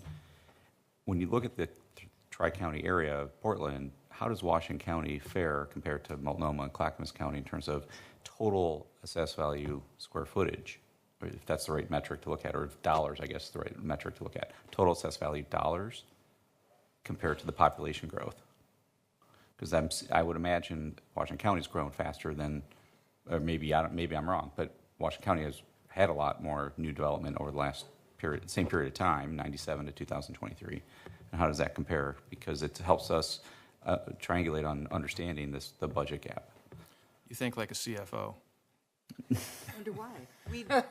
You'd also need to have a sense for how much square footage, not square miles of urban area. Yeah, the size of the county too would have opportunity. Yeah. Well, it's not just size of the county. There is a different mix of urban area for each of those three counties, right? So buildable land. 80% of our acreage is rural. Yeah. And that's different than Multnomah, which would be a lot more urban density. It's hard to make it Right. apples to apples. And Yeah. Clackamas County is 70%. much smaller in terms of urban footprint than, Right, and Multnomah County will have high-rise towers that are going to use the same footprint, but get more assessed value with the taller buildings.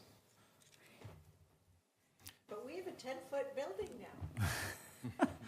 So when you guys look at that, like across the counties, how do you bring that into this analogy of the population growth to this chart, if you can, to help us maybe triangulate on that a little more? That's a very good observation, and I think Ms. Boland said it perfectly.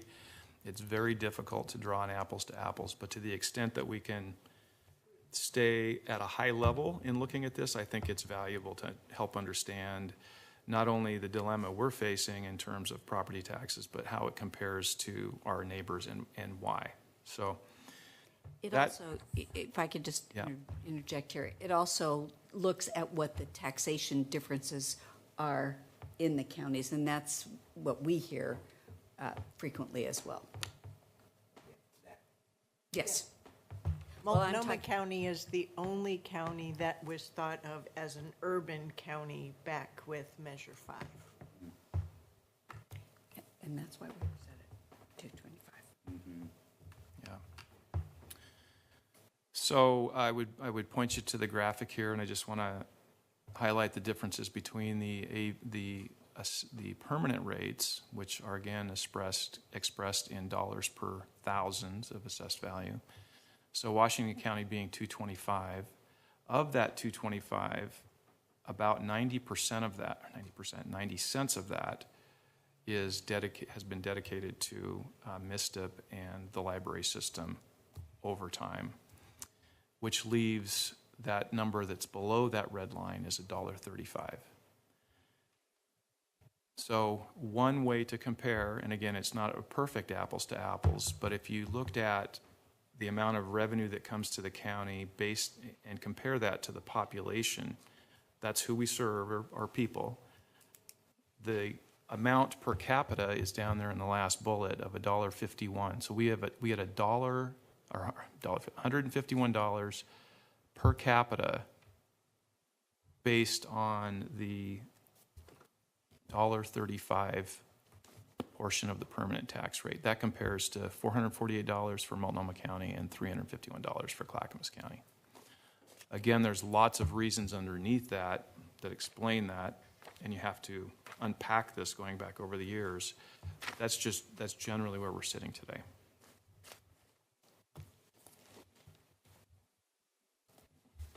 And Greg, I also asked in the questions about the split between the WCCLS and MSTEP in relationship to what makes up that 90 cents. And you did answer it here.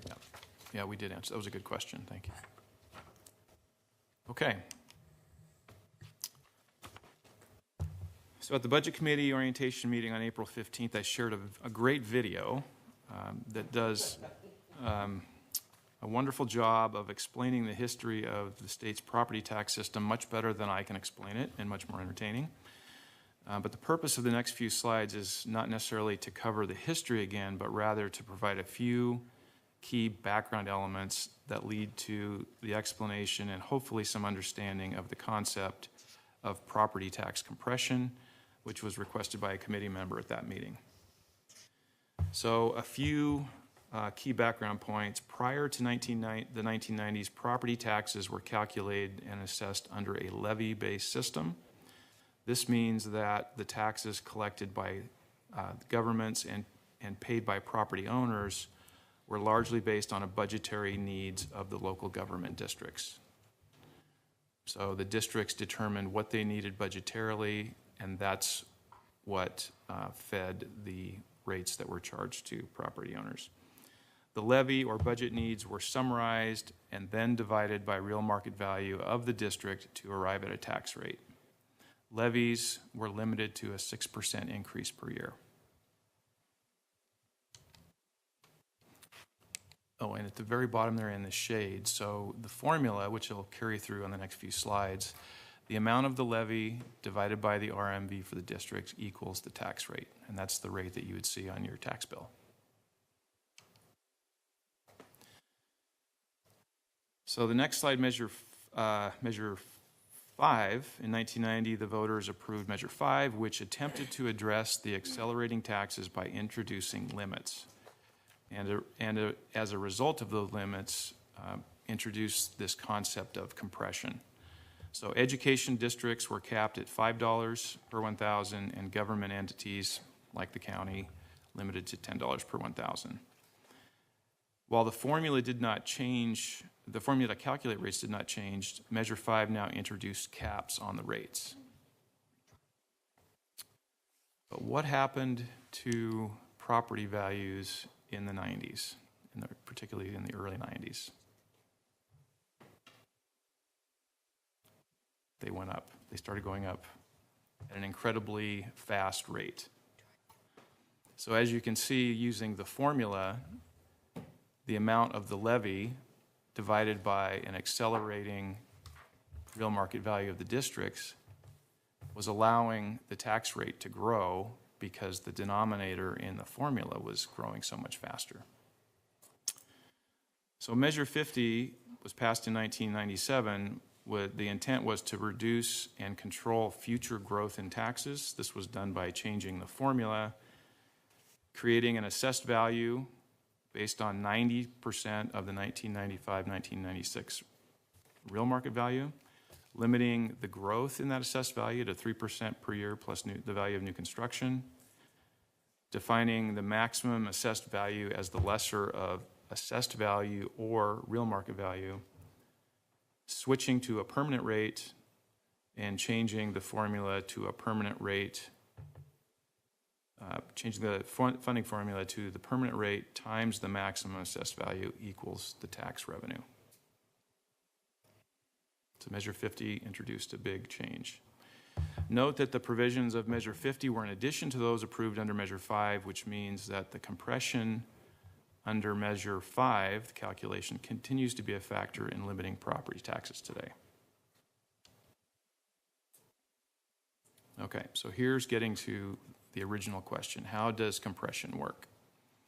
So the best way to explain the impact of compression and some of the inequities it can produce is to compare two similar homes. We have home A and home B. While both homes have the same market value, home A's assessed value was based on the original Measure 50 assessed value, which was 90% of the 1996 RMV. You can see that that's $155,000. The assessed value for home B, a new property, is determined by applying the ratio of assessed value to market values of existing similar homes across the county, potentially resulting in inequities across the county. So based on that formula, 1996 plus N, determining a year in the future, the assessed value is $190,000. In both cases, the Measure 5 limits are the same, as the limits are calculated based on real market value, which is the same. So you can see the caps for education and general government are both the same in home A and in home B. Actual taxes under Measure 50, however, are calculated based on assessed value, which in the case of home A is less than Measure 5 limits due to the lower assessed value. Taxes for home B with a higher assessed value exceed the Measure 5 limits and therefore are compressed to the Measure 5 limit. The revenue challenges caused by Measure 5 and 50 are significant. Adjusting the property tax system from one based on market values to one primarily based on assessed values in 1997 resulted in an immediate $51.4 million reduction in property tax revenues collected statewide. This was 1997. Since then, inflation, particularly for primary county expenses like employees' wages, health care, pension costs, has regularly exceeded this 3% rate of growth limit under Measure 50, resulting in the slow but steady strangulation of public service finances as the cost increases far outpace those of the revenue increases. I'm going to pause for any questions. Does everybody fully understand compression now?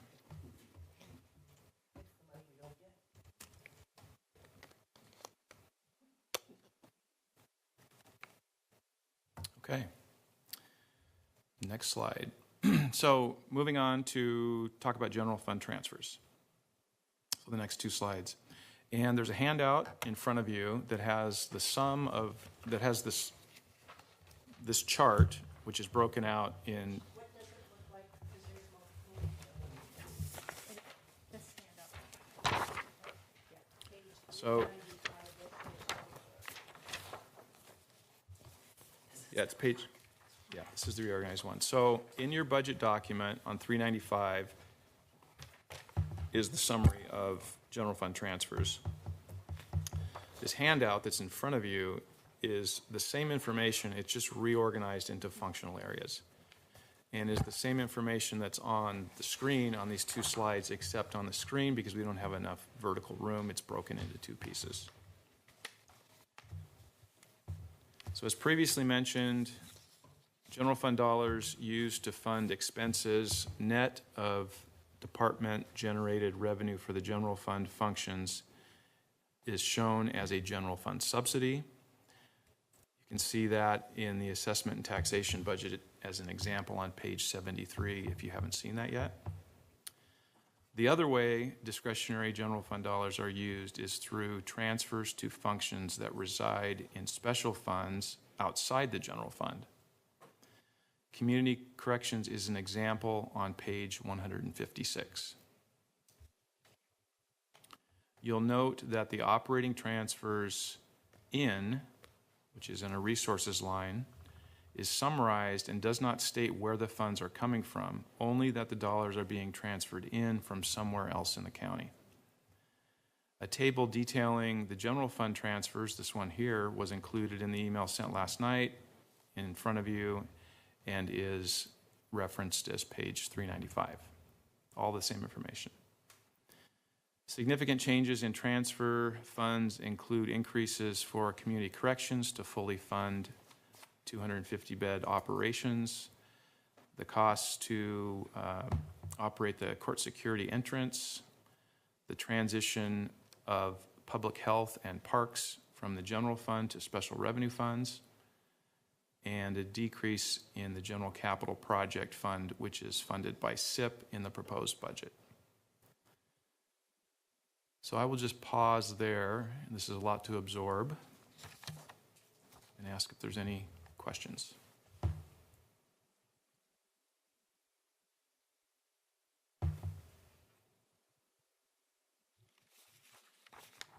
Okay. Greg, I have a question. Yeah. I think you just confirmed something I think we covered yesterday. Each of these separate funds, they're listed here. And this is a super helpful document, by the way, so I appreciate that. Do you roll over, carry forward is your term. Do you carry forward the funds from this fund to the next year, and it's dedicated to that fund only? Yeah, that's a great question. So if these dollars are transferred from the general fund to these other funds, they now reside in those other funds and stay there and roll forward if they're not spent. Okay. Yeah. And how is a fund created? Like, is there a vote by the commissioners in this room to do that? Yep. What is the process? Yeah, the board has to approve new funds. Generally, that's done during budget time, so we may come, as we are now, discussing the proposed budget, and there may be a new fund in there, and that would be approved as part of approving the budget. And what happens if a fund has money in it, but there's a decision by the board not to continue that program for some reason? How those funds get allocated? I have a good example of that. I'll talk about that here in a couple slides, but those dollars would be reallocated elsewhere, and then the fund would cease operations. Mm-hmm. It ends up showing up in the budget document for 3 periods because we have 2 years of actuals, Right. but the future shows 0. Right, I've seen some of that. Yeah. Okay. I'm not a budget committee member, but I think it may be helpful, Greg, if you talk about how we determine when a fund is outside the general fund and how we determine to move the internal services out of the general fund last year and then also the public health move this year. She's queuing me up. I actually have, that was a question that also came up yesterday, and I have at the very end of this presentation, I have a summary of all of that, so thank you. So Okay. And these transfers of general fund money to fund like public health was moved from general fund to its own fund. That transfer is one-time transfer, right? No, that'll be in the future. So next year with this graphic, that $11.4 million that you see there, that will be under the column to the left, and then the amount of the transfer for the next year budget will be in that column. And what's useful about this is it provides a lot of transparency to exactly where general fund dollars are going. Maybe I'll tie this conversation to yesterday's conversation. If you look under the Health and Human Services, specifically the developmental disabilities line, Ms. Kyle had mentioned that we are slated to receive 90% of the funding to meet our mandate from the state. We are currently receiving 86% of that funding. So that gap is the general fund transfer to development disabilities to fund that service delivery. So that's one example of how the general fund transfers work. Community corrections is another one. Up here is the 215 beds listed. In addition, that transfer funds misdemeanors support because the state funding only can be used for felony. Could you repeat or remind me what's behind the court security entrance costs? I just don't remember, that's all. Or what page I should look at that might be reminding me of that. I'm just going to ask Ms. Calvert to come up real quickly because I know she has this information on the tip of her. Oh, thank you. That's my confidence, I think. Or just take it for a question for later, info for later, that's fine too.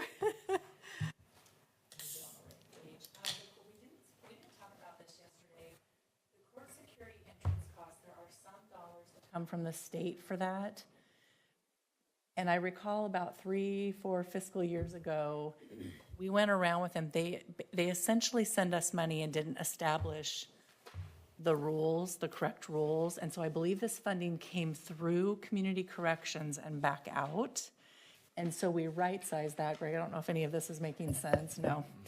But I think we're going to have to get back to you. This really pays for entrance security where any of the courtrooms are located. So in the Justice Service Building, the Juvenile Services Building, and in the Law Enforcement Center. And so some of the funding comes through for entrance security and then equipment such as the X-ray and metal detectors and that. I just need the reminder, page 162. Thank you. I didn't get there yet. I was just rambling. And for budget committee members, the county is responsible for providing facilities for the courts, and the state provides the judges. So the carrying cost of actually the court system for the county is actually quite significant. So those costs are not just for the new doors or whatever entrances, it's for all of them. Correct. It is for all of them. Greg, why don't you state, if you would, that this is a little different approach. In days of old, we just simply transferred revenue without it indicating it was coming out of the general fund as a transfer. And so I like your methodology. It's much more transparent. It's much clearer, where you're showing what's happening in each fund and what the revenues are that are necessary to balance that fund. So if we just took, for instance, we just took property taxes and said, okay, this much is going here, there, here, and here, you'd never really know what the general fund was subsidizing. You just see some balanced approach. So your idea is to capture certain revenues, general fund wide, and then distribute them so that you can see exactly what the, I don't want to call it subsidy, but what the general fund is doing to support these funds. So that's definitely a difference in days of old for anybody who would remember those budgets. But I like the approach. But am I getting what you're trying to get at? Yeah, you're exactly right. And I would add to that by saying, to the extent that we can simplify it even further and say, of the discretionary revenue, which is mostly property tax revenue, there's two ways to distribute it in the budget. It's either used as a subsidy, as I mentioned earlier, for general fund departments, or it's used as a transfer to send funds out. So to the extent that we can simplify that and help really paint that picture of the revenue coming in as discretionary and how it's being used one way or another, I think we'll be successful. And I want to lift up also the management purpose of this. This is incredibly important to reflect true cost of service delivery within the county.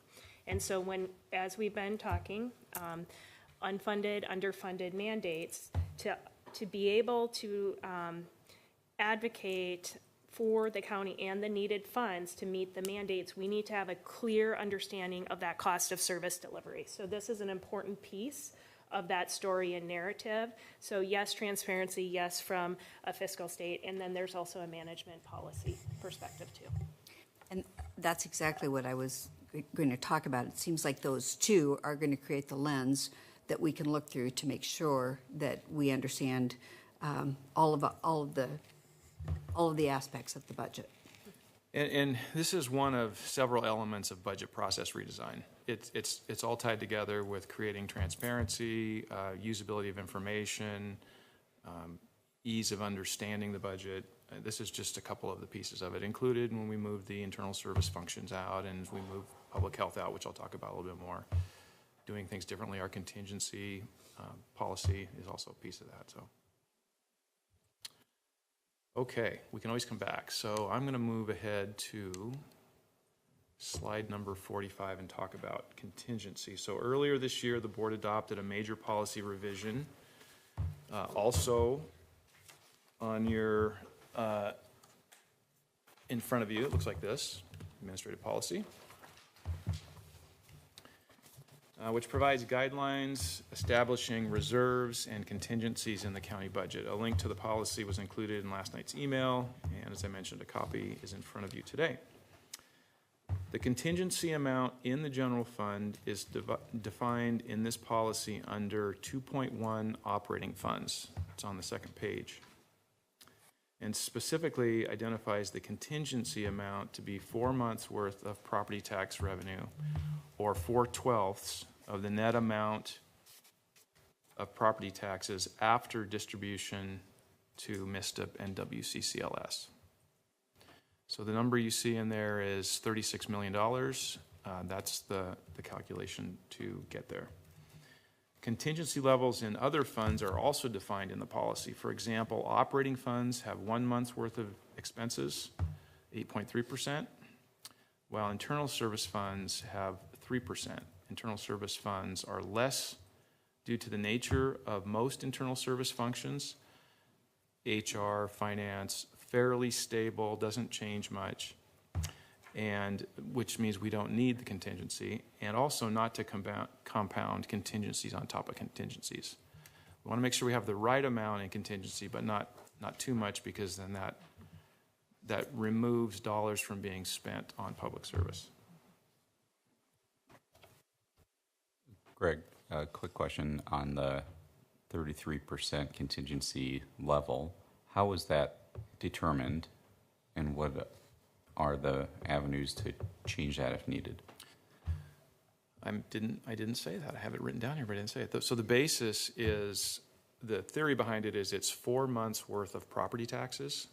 It's the amount of that discretionary revenue that holds us from July 1 of a fiscal year until November, when the property taxes are actually collected. Mm-hmm. So it's really to manage your cash flow. Yes. And so do you release it, and when does, I don't know, I'm trying to understand how you release the contingency then. So there's two answers to that. To release contingency, so contingency is an appropriation category within the budget. To release that to be spent, the board has to do that. So otherwise it just stays in contingency. And it becomes, all things being the same, it becomes ending fund balance at the end of the year. Right. So that cash is carried to the end of the year, and it becomes beginning fund balance at the beginning of the year, the next year. So when let's just take an example of one department. I'm just going to make up some numbers. If one department had a $100 million budget that before contingency, you would then say, I'm going to add 33% to that for that department. Well, maybe it's not, there's a different level for each department, right? Yeah. So it depends on the special fund. Let's just say it's general fund in this case. So A&T is a good example. They're a department that's run out of the general fund. They don't have a separate contingency. This is a contingency for all of the operations in the general fund. Right. Which is different than, say, construction, or even, we were just talking about courthouse security. So the guidelines for contingency there would be 1 month worth of expenditures. And again, it's for cash flow purposes. That's what it's designed behind. But it also provides some budget flexibility. It's an appropriated amount, but it's not appropriated in a spendable category, but the board can do that relatively quickly. So if we just use an example of a department, I'm just trying to get my head around it, because this is causing me not to really understand something critical in the budget, which is, if you had I'm just going to use simple math with a fictitious department. If a fictitious department had a $100 million budget and the contingency was 33%, then you'd say, okay, their total budget is $133.3 million. And so but they only needed $100 million for the operations of that department. So do you add the 33% on top of the $100 million that they're asking for in the proposed budget, or are you carving it out of the $100 million and you're actually going to show in these statements we're looking at $67 million, and then you add $33 million to get to the $100 million? Well, it depends on if we're talking about revenue or expenditures. Expenditures. So we're assuming, okay, so if there's $100 million in expenditures, then in this example, they would need to have a contingency of $33 million. Okay. So there would need to be revenue on the other side of that equation to balance to the 133 through either fund balance or new revenue. Yeah, I'm still struggling with this. Okay, I'm going to take it offline because I think I'm the only one. I might be the only one struggling with this. I don't know. So maybe as you go through the slides more, it'll become more Yeah, clear. and these are all really great questions, but the purpose of the policy is to establish guidelines across the county, and at the same time, give the board some flexibility depending on things that, we just, things will happen that we just won't exactly have a policy for, but we have some guidelines now to help steer us forward. Why don't you explain it? In the corporate world, what you're familiar with, you have retained earnings. In the municipal world, you have fund balance, which is different. In Oregon budget law, which is required to be followed, you have to appropriate, which means you have to budget all your expenditures 100% every year. And then it starts all over the following year. And in your corporate world, you don't sit there and say your retained earnings is zero the next year. Keep carrying it. What his example is, he has to have a carryover. He's very conservative, by the way. I should say, he's not conservative enough in many entities. 4 months is not enough. And the reason for that is you get money after November 15th. So many governmental entities have 5 months of carryover. Cash flow. It's all about cash flow. Right. You have revenue, and that's what you asked about. You have expenditures, and then you have this contingency amount that you're saying I need. So it's an additive. That was your question. Is it an additive? Sure. Yes. Because like your retained earnings that you get to carry over in your corporate world, so what am I adding for the next year that I know I'm going to need for the period July 1 through about November 15th, December 1st, before I get any cash flow? But it's carried forward the next year. You have the same 5 months the next year available as cash. Every year. Every year, and that's your beginning fund balance. In perpetuity. You always are going to need cash because you have to finance it under your, I don't want to get into too much accounting lesson, but under the corporate accounting, you just don't budget. It's not a zero balance budget. Yeah, you don't retain earnings and you don't deal with that. Yeah. Under Oregon budget law, every dollar you have to budget. That's the issue, and that's why you have this peculiarity. Every dollar, every year. Yep. It's an interesting combination of an income statement and a balance sheet. Yeah. That's what it is. It's more of a cash. And I was sitting here thinking about a real life example of why we do this. We do this because we need to make payroll in July, and we need to make payroll in August. And a place that I worked before didn't have a contingency established in July to be able to fund that, and had to use tax anticipation notes to fund payroll. Yeah, we don't want to do that. Yeah. I think. I just want to mention, the other purpose of having this in policy is so that the board, from a policy making, gives that direction to staff. Because as Mr. Munn had stated, the ideal state is that we put the most dollars to use in service to the community. So this is to ensure that we have a reasonable contingency that provides those safeguards, but not an over contingency at the county. I think I'm following what that's for. The word contingency made me think it was more about like rainy day or something comes up, but is it for that too, or is it really just for covering July through November? It's cash flow. It's operating cash flow. That's it. Okay. Yeah. Okay. So it would be clear if it was legitimate cash flow. I don't think so. I think contingency works once we all know what the definition is. And maybe another way to look at it is,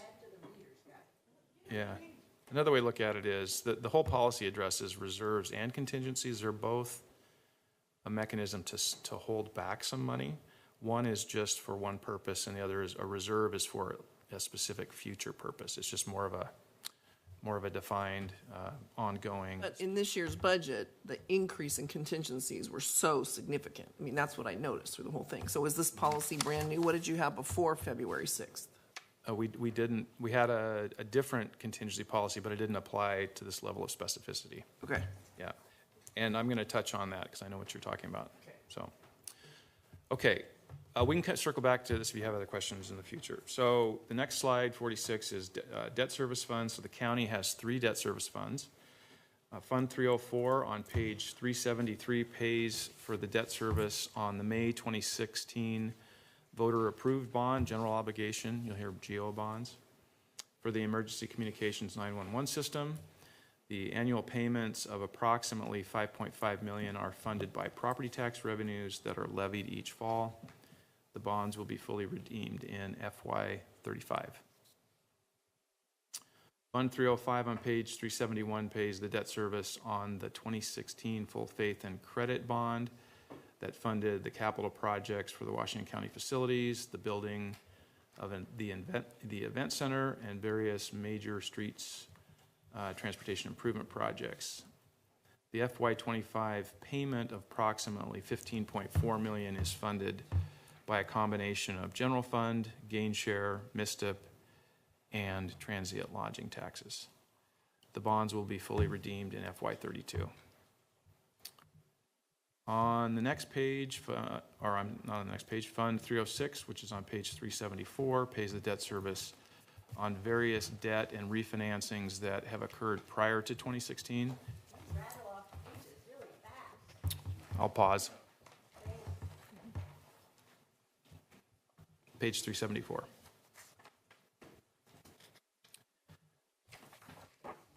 Yep. Greg, can you tell us what is your weighted average cost of capital for all these bonds?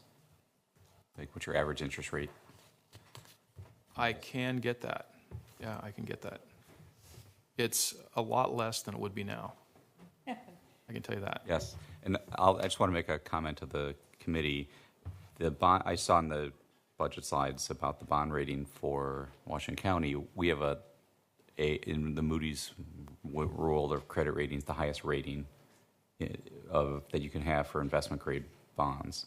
So what that does for us, and I learned a little bit about this from my time on the Hillsborough School District Bond Committee, and so when you have, that's why I was asking about the cost of capital, because that in business, the cost of what you borrow between debt and equity is your cost of borrowing.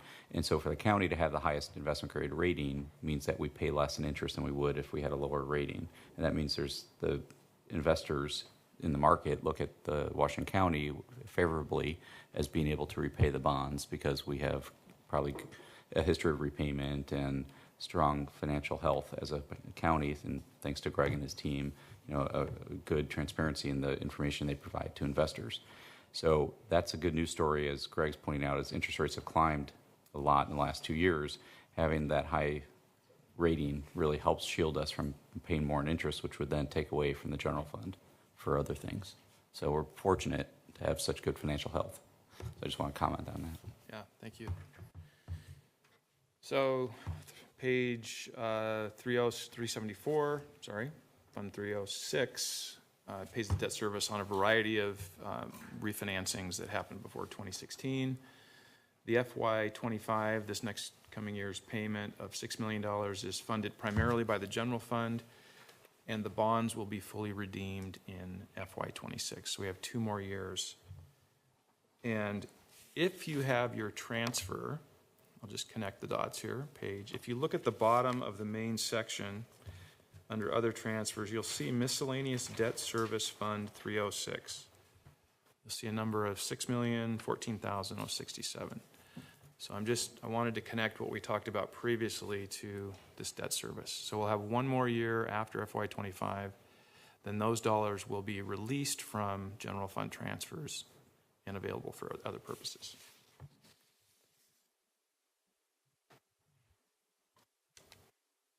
All right. The PERS Employer Stabilization Fund. This is on page 382 of your document. This fund was originally established to collect funds with the purpose of offsetting future PERS rate increases. For those of you that have been around a while, coming out of the recession, there was many, many years of actuarial forecasting that those of us in public service were very concerned about how we were going to pay for this extreme increase in retirement costs. So a lot of counties did, a lot of municipalities did this, counties did this, was to save funds for this. So it was established to offset those rate increases or to make a lump sum payment to PERS to reduce Washington County's unfunded liability. In fiscal year 2019-2020, the county established a PERS side account for utilizing most of these funds. A balance of $356,146 remains in the fund with no near-term plans to utilize these funds for the original purpose. The FY25 budget proposes to move these dollars back into the general fund for general operating purposes.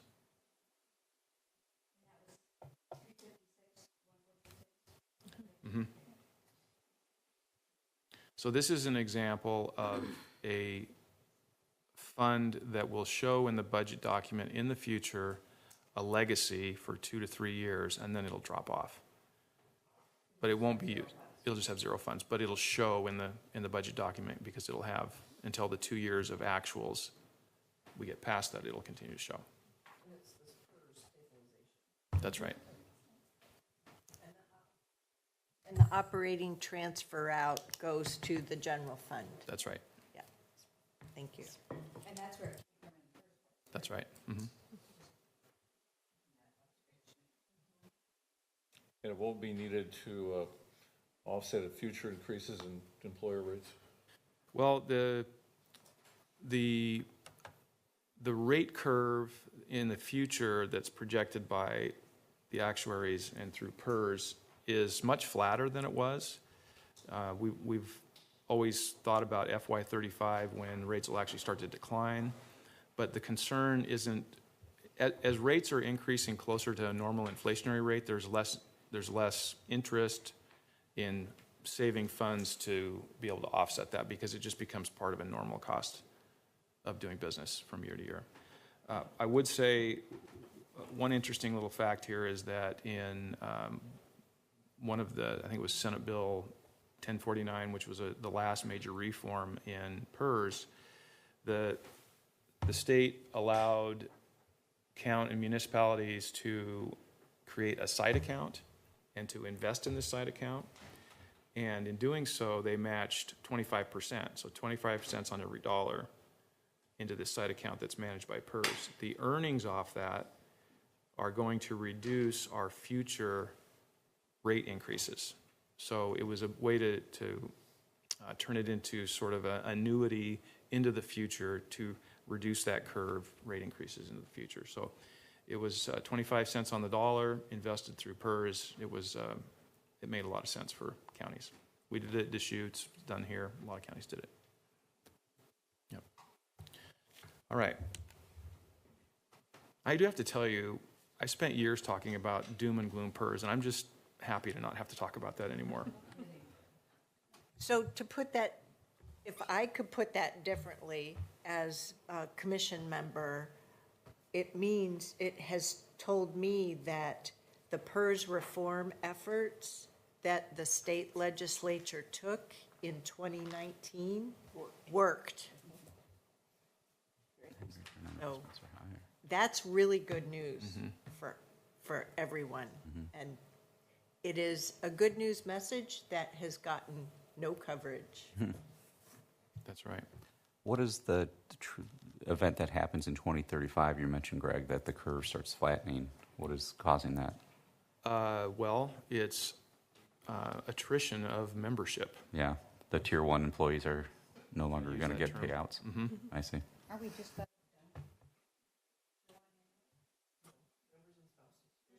They're still alive. Benefits are being paid.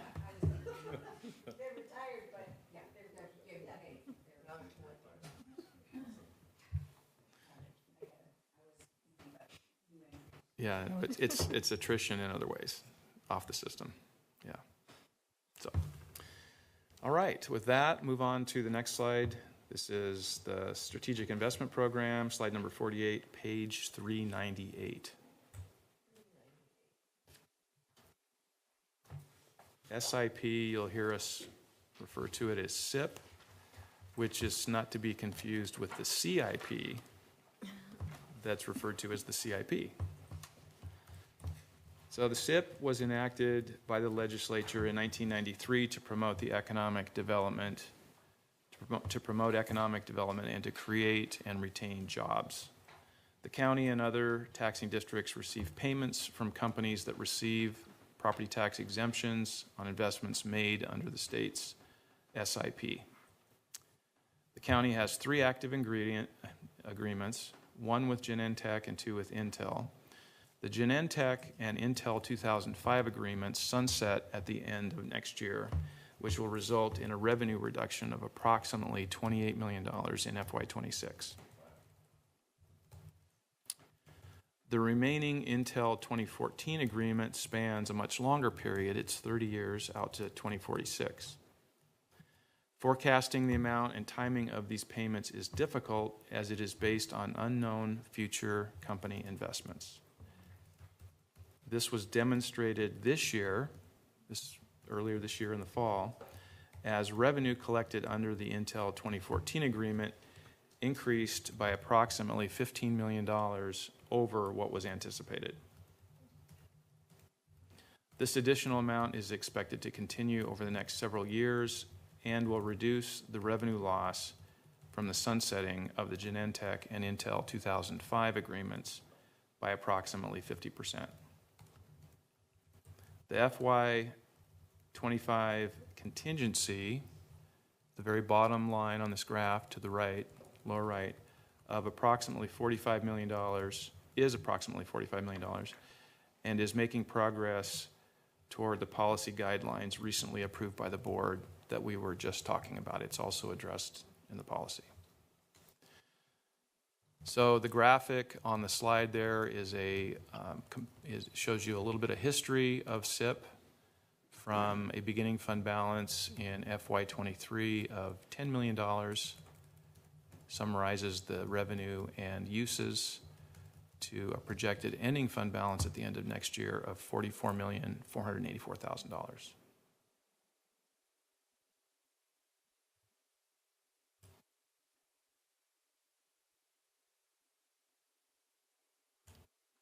Any questions? Okay, next slide, gain share. The reference in the budget document is page 400.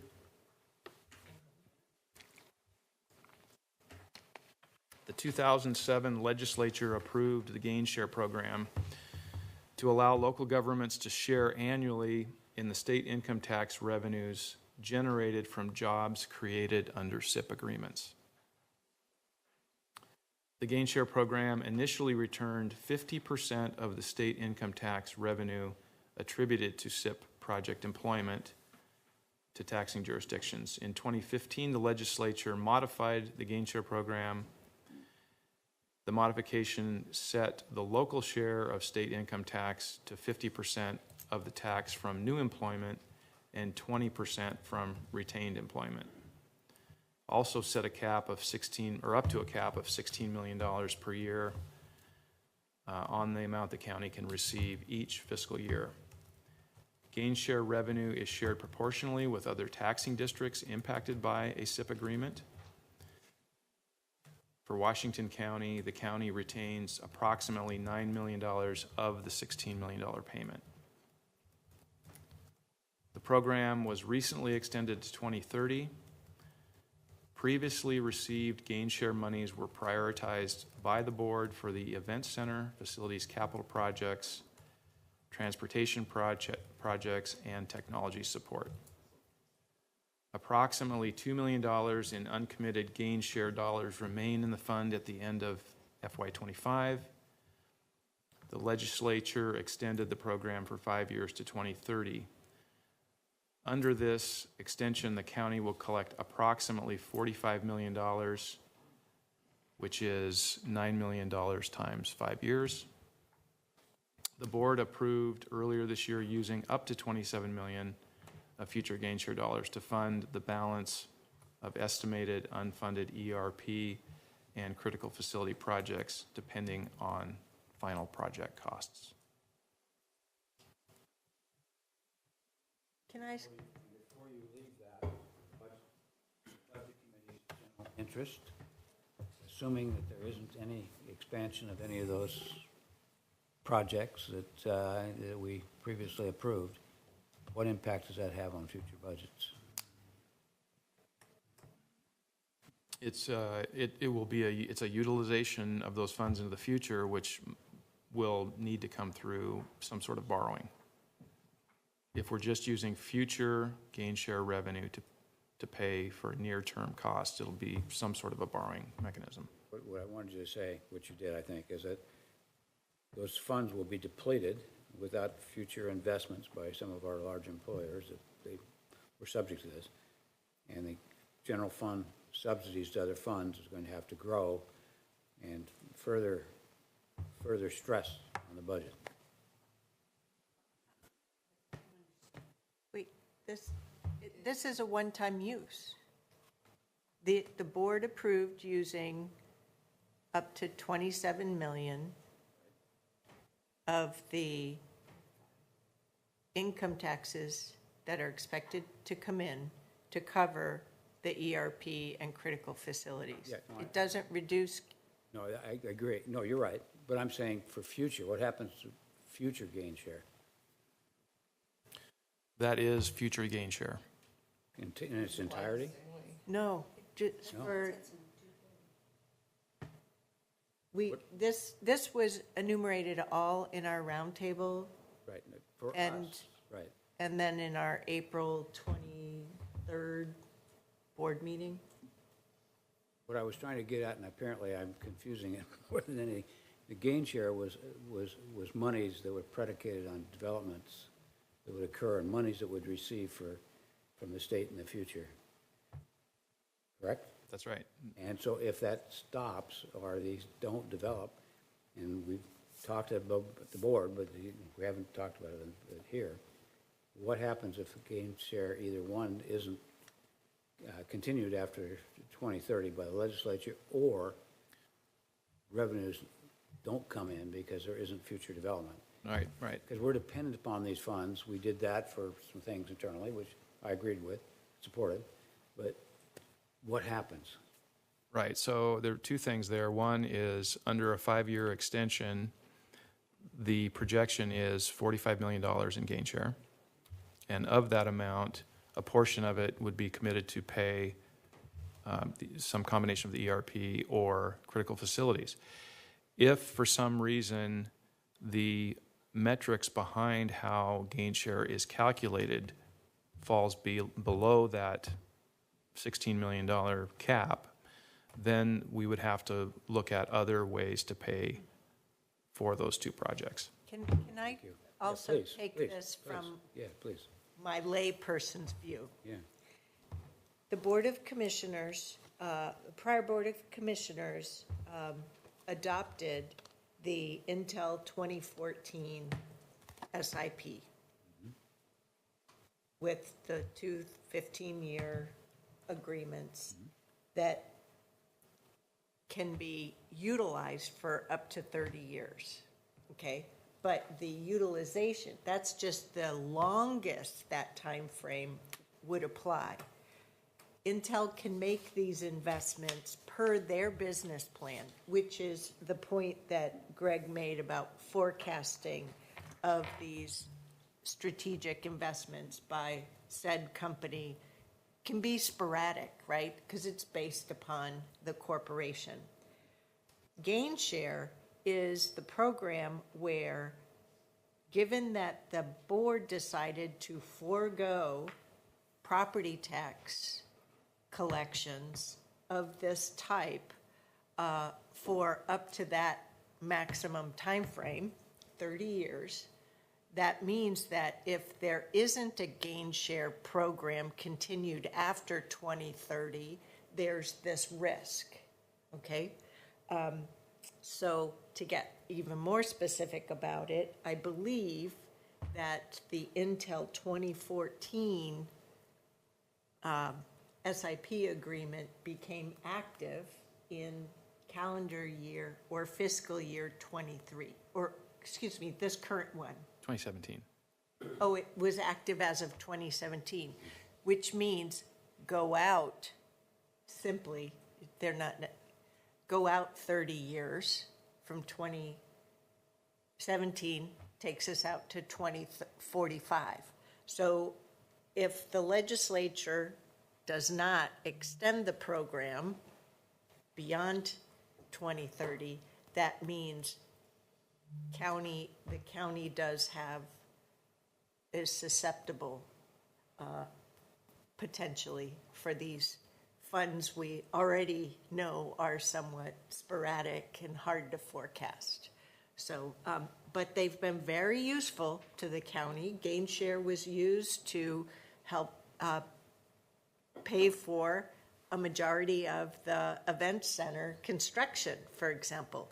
But this is where the board, prior to all of us being here, had thought of using gain share revenues as one-time use, which, as the chart has shown us, we've relied upon SIP and gain share year over year pretty significantly since like 2017.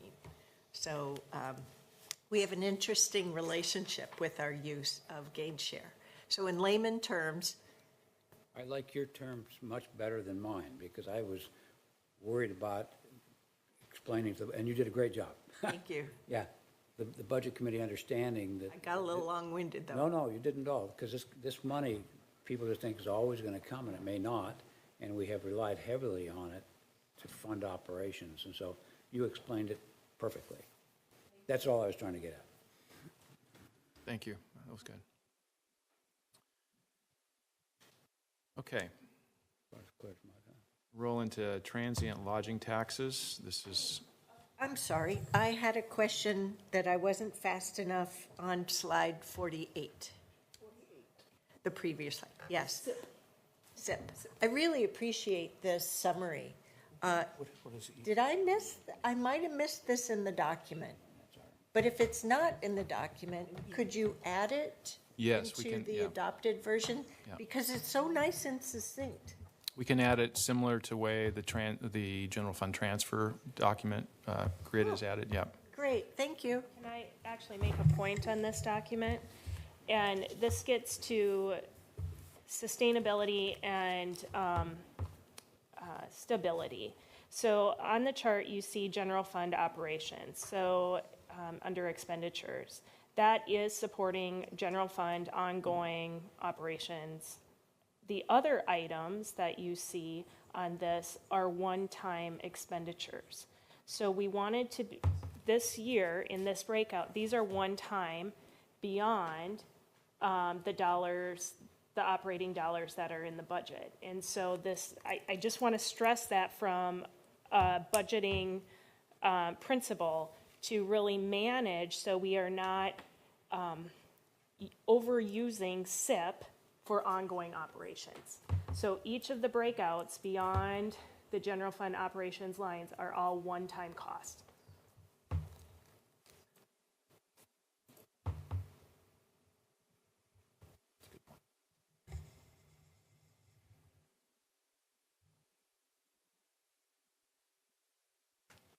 We okay to?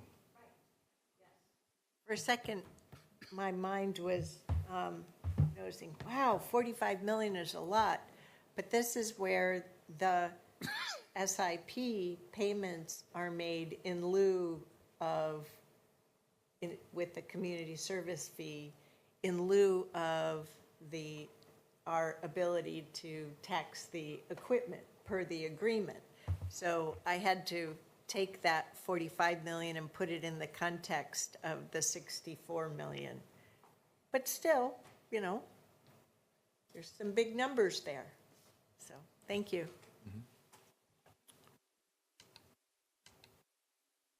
Okay, TLT, transient lodging taxes, page 315 of the budget document. So TLT is a tax collected from short-term lodging guests in Washington County for tourism-related promotion and projects. The tax was enacted in 1972 and increased a couple of times to the final amount of 9% in 2006. The 1972 original 5% tax is split between cities and the county in the incorporated areas.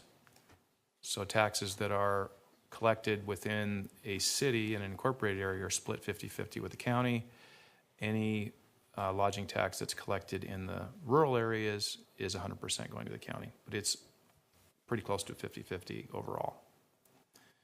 In 1985, the next 2% was enacted, with 1% committed to the fair and fairgrounds and 1% to tourism. The last 2% in 2006 was enacted for tourism, currently with 0.67% of that committed to fund the debt service on the event center improvements, and the balance of 1.33% going to tourism promotion. Cities may assess an additional tax, and the state assesses a 1.5% tax. In Washington County, the county organization serves as the collection agent for both the county and for any city agreements. That's by agreement. And final payment on the event center debt is FY33. And as was previously discussed, the board committed $8 million of future TLT to the city of Hillsborough for a new baseball stadium. And as Ms. Angie mentioned, that IGA is under development.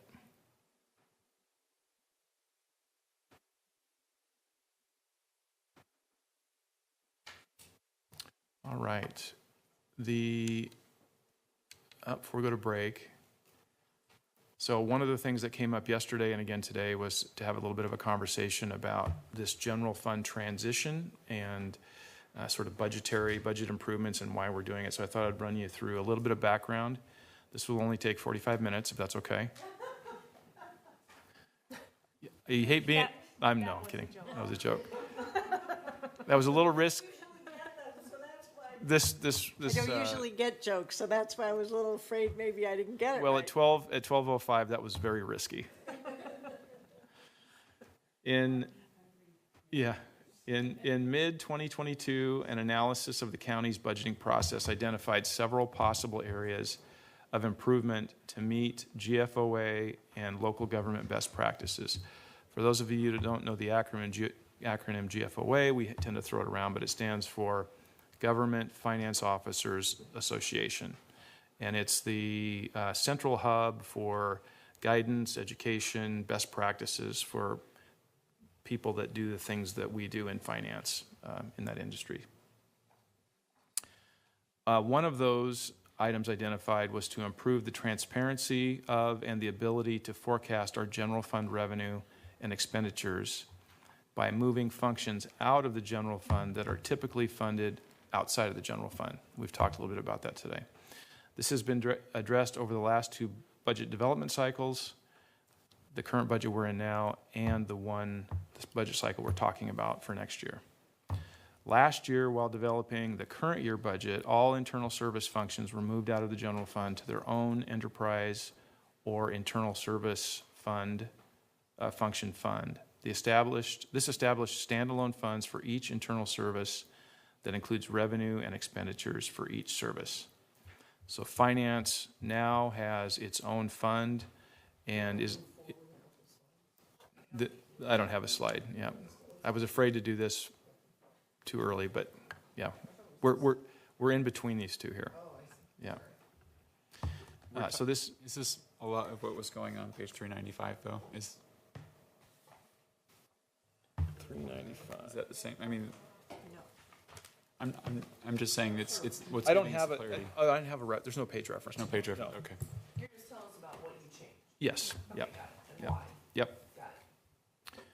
So this established finance, HR, information technology, facilities. There's other funds as well. So this established standalone funds for each internal service that included revenue expenditures for each fund, for each service. This is why you will notice two fund numbers for most internal service functions. One for 100 general fund and one for the new 5XX internal service fund designation. For example of this, flip to page 106 and 107. for human resources. I wanted to shine some light on my friend Lisa, if she's in here. There she is. You'll see two funds. And you'll see the fiscal activity on the general fund, the 100 fund category, having no activity in this year, but in the 5XX fund, you'll see the activity in this year, so there's a transition from year to year. In 2 years, you'll only see the 500 series fund, and the 100 series fund will drop off, but it's a little confusing before then. So we keep it for reference for past year. That's right, That's yep. the only reason to have this year. Yep. So for returning budget committee members, and also for just context, kind of tying back to last year, in last year's budget presentation, you may recall we had significant conversation on cost allocation because some departments were not receiving cost allocation costs for HR, finance, IT, facilities. And so last year was a very significant change. So departments that weren't paying that, such as assessment and taxation, were now being charged that cost. So this is also getting to full costing of services and understanding the cost of that service delivery. It also internally, over time, will provide a much better stability for departments in projecting what's called our cost allocation plan that they receive. Since internal services are mostly funded through the cost allocation plan, which is funded indirectly by the county's direct service departments, this change not only simplifies the activities in the general fund, but also provides much more clarity and accountability in the internal service budgets. One of the challenges with this transition, coupled with the new contingency policy, which Ms. Angie just mentioned, is the establishment of the 3% contingency levels in the ISF fund budgets. So if you refer to finance on page 99 as an example, the contingency amount you'll see there is $545,559. That is well above the 3% contingency level, which should be $178,000 based on the new policy. This difference, and this occurs in other areas, not just finance, is due to the transition to the new method of accounting for internal service functions, which is primarily recognizing new beginning fund balances, and the timing of the calculation of the cost allocation plan, which is at the front end of the budget process. So we were in the middle of these changes at the very beginning of the budget process. We did not have the calculation for beginning fund balance, and we did not have the policy in place yet either. Since the amount to be collected through the cost allocation plan is the net of expenditures and fund balance, this difference will self-correct in FY26, as it is designed to do annually over time. We are also evaluating a budget schedule for next year that would develop the ISF budgets prior to the other county budgets, so that as part of reviewing the kickoff with our direct service partners, budget partners, they will have a chance to look at internal service costs ahead of time before we actually get into and compare those costs year over year. So we're continue to develop this transparency. It's taking a few years to get there, but this is just one anomaly I wanted to point out in the budget document. I have a question for the internal departments that do this cost allocation out. How much of the total costs are you allocating out, say for HR as an example? 100%. Okay. But what we would allocate using this example where we have excess contingency, that's going to fall to beginning fund balance the next year. So it will be a reduction in the amount that we collect through the cost allocation plan because we've already collected it. You're trying to avoid a double contingency. That's right. And this, if you can think through this, it's self-correcting each year. And over time, it provides stability. So there should be no surprises in the finance budget. There should be no surprises in the HR budget. They should just be kind of clicking along as normal once they're stabilized. So, Will you be able to add information in the reader's guide before we adopt the budget, so that you've summarized the transition we made last year, transition this year, and forecasting completing the transition, so to speak, with next proposed budget year. That'd be really helpful. Yep, I we'll think. do that for sure. Thank you.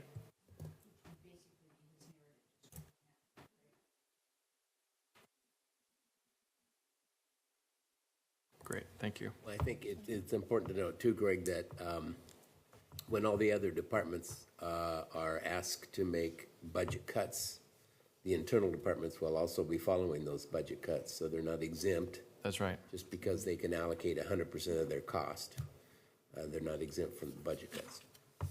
Yeah, and that was a decision that was made last year when we went through our first round of budget cuts, because an internal service department doesn't receive all of its revenue from the general fund, but it certainly receives some.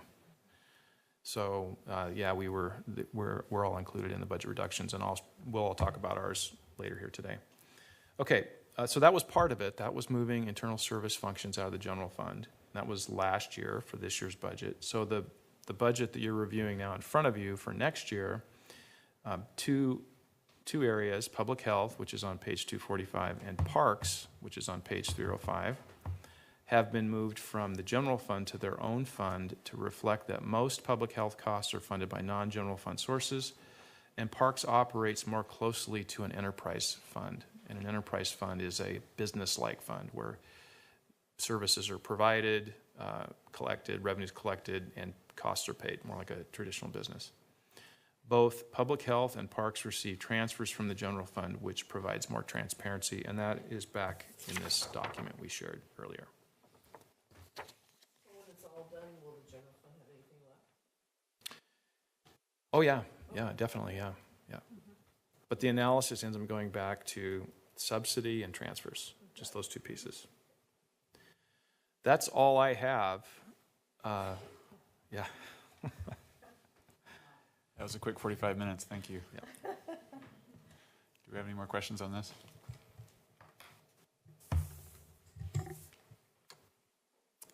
Are we ready for lunch break then? Working lunch, sorry.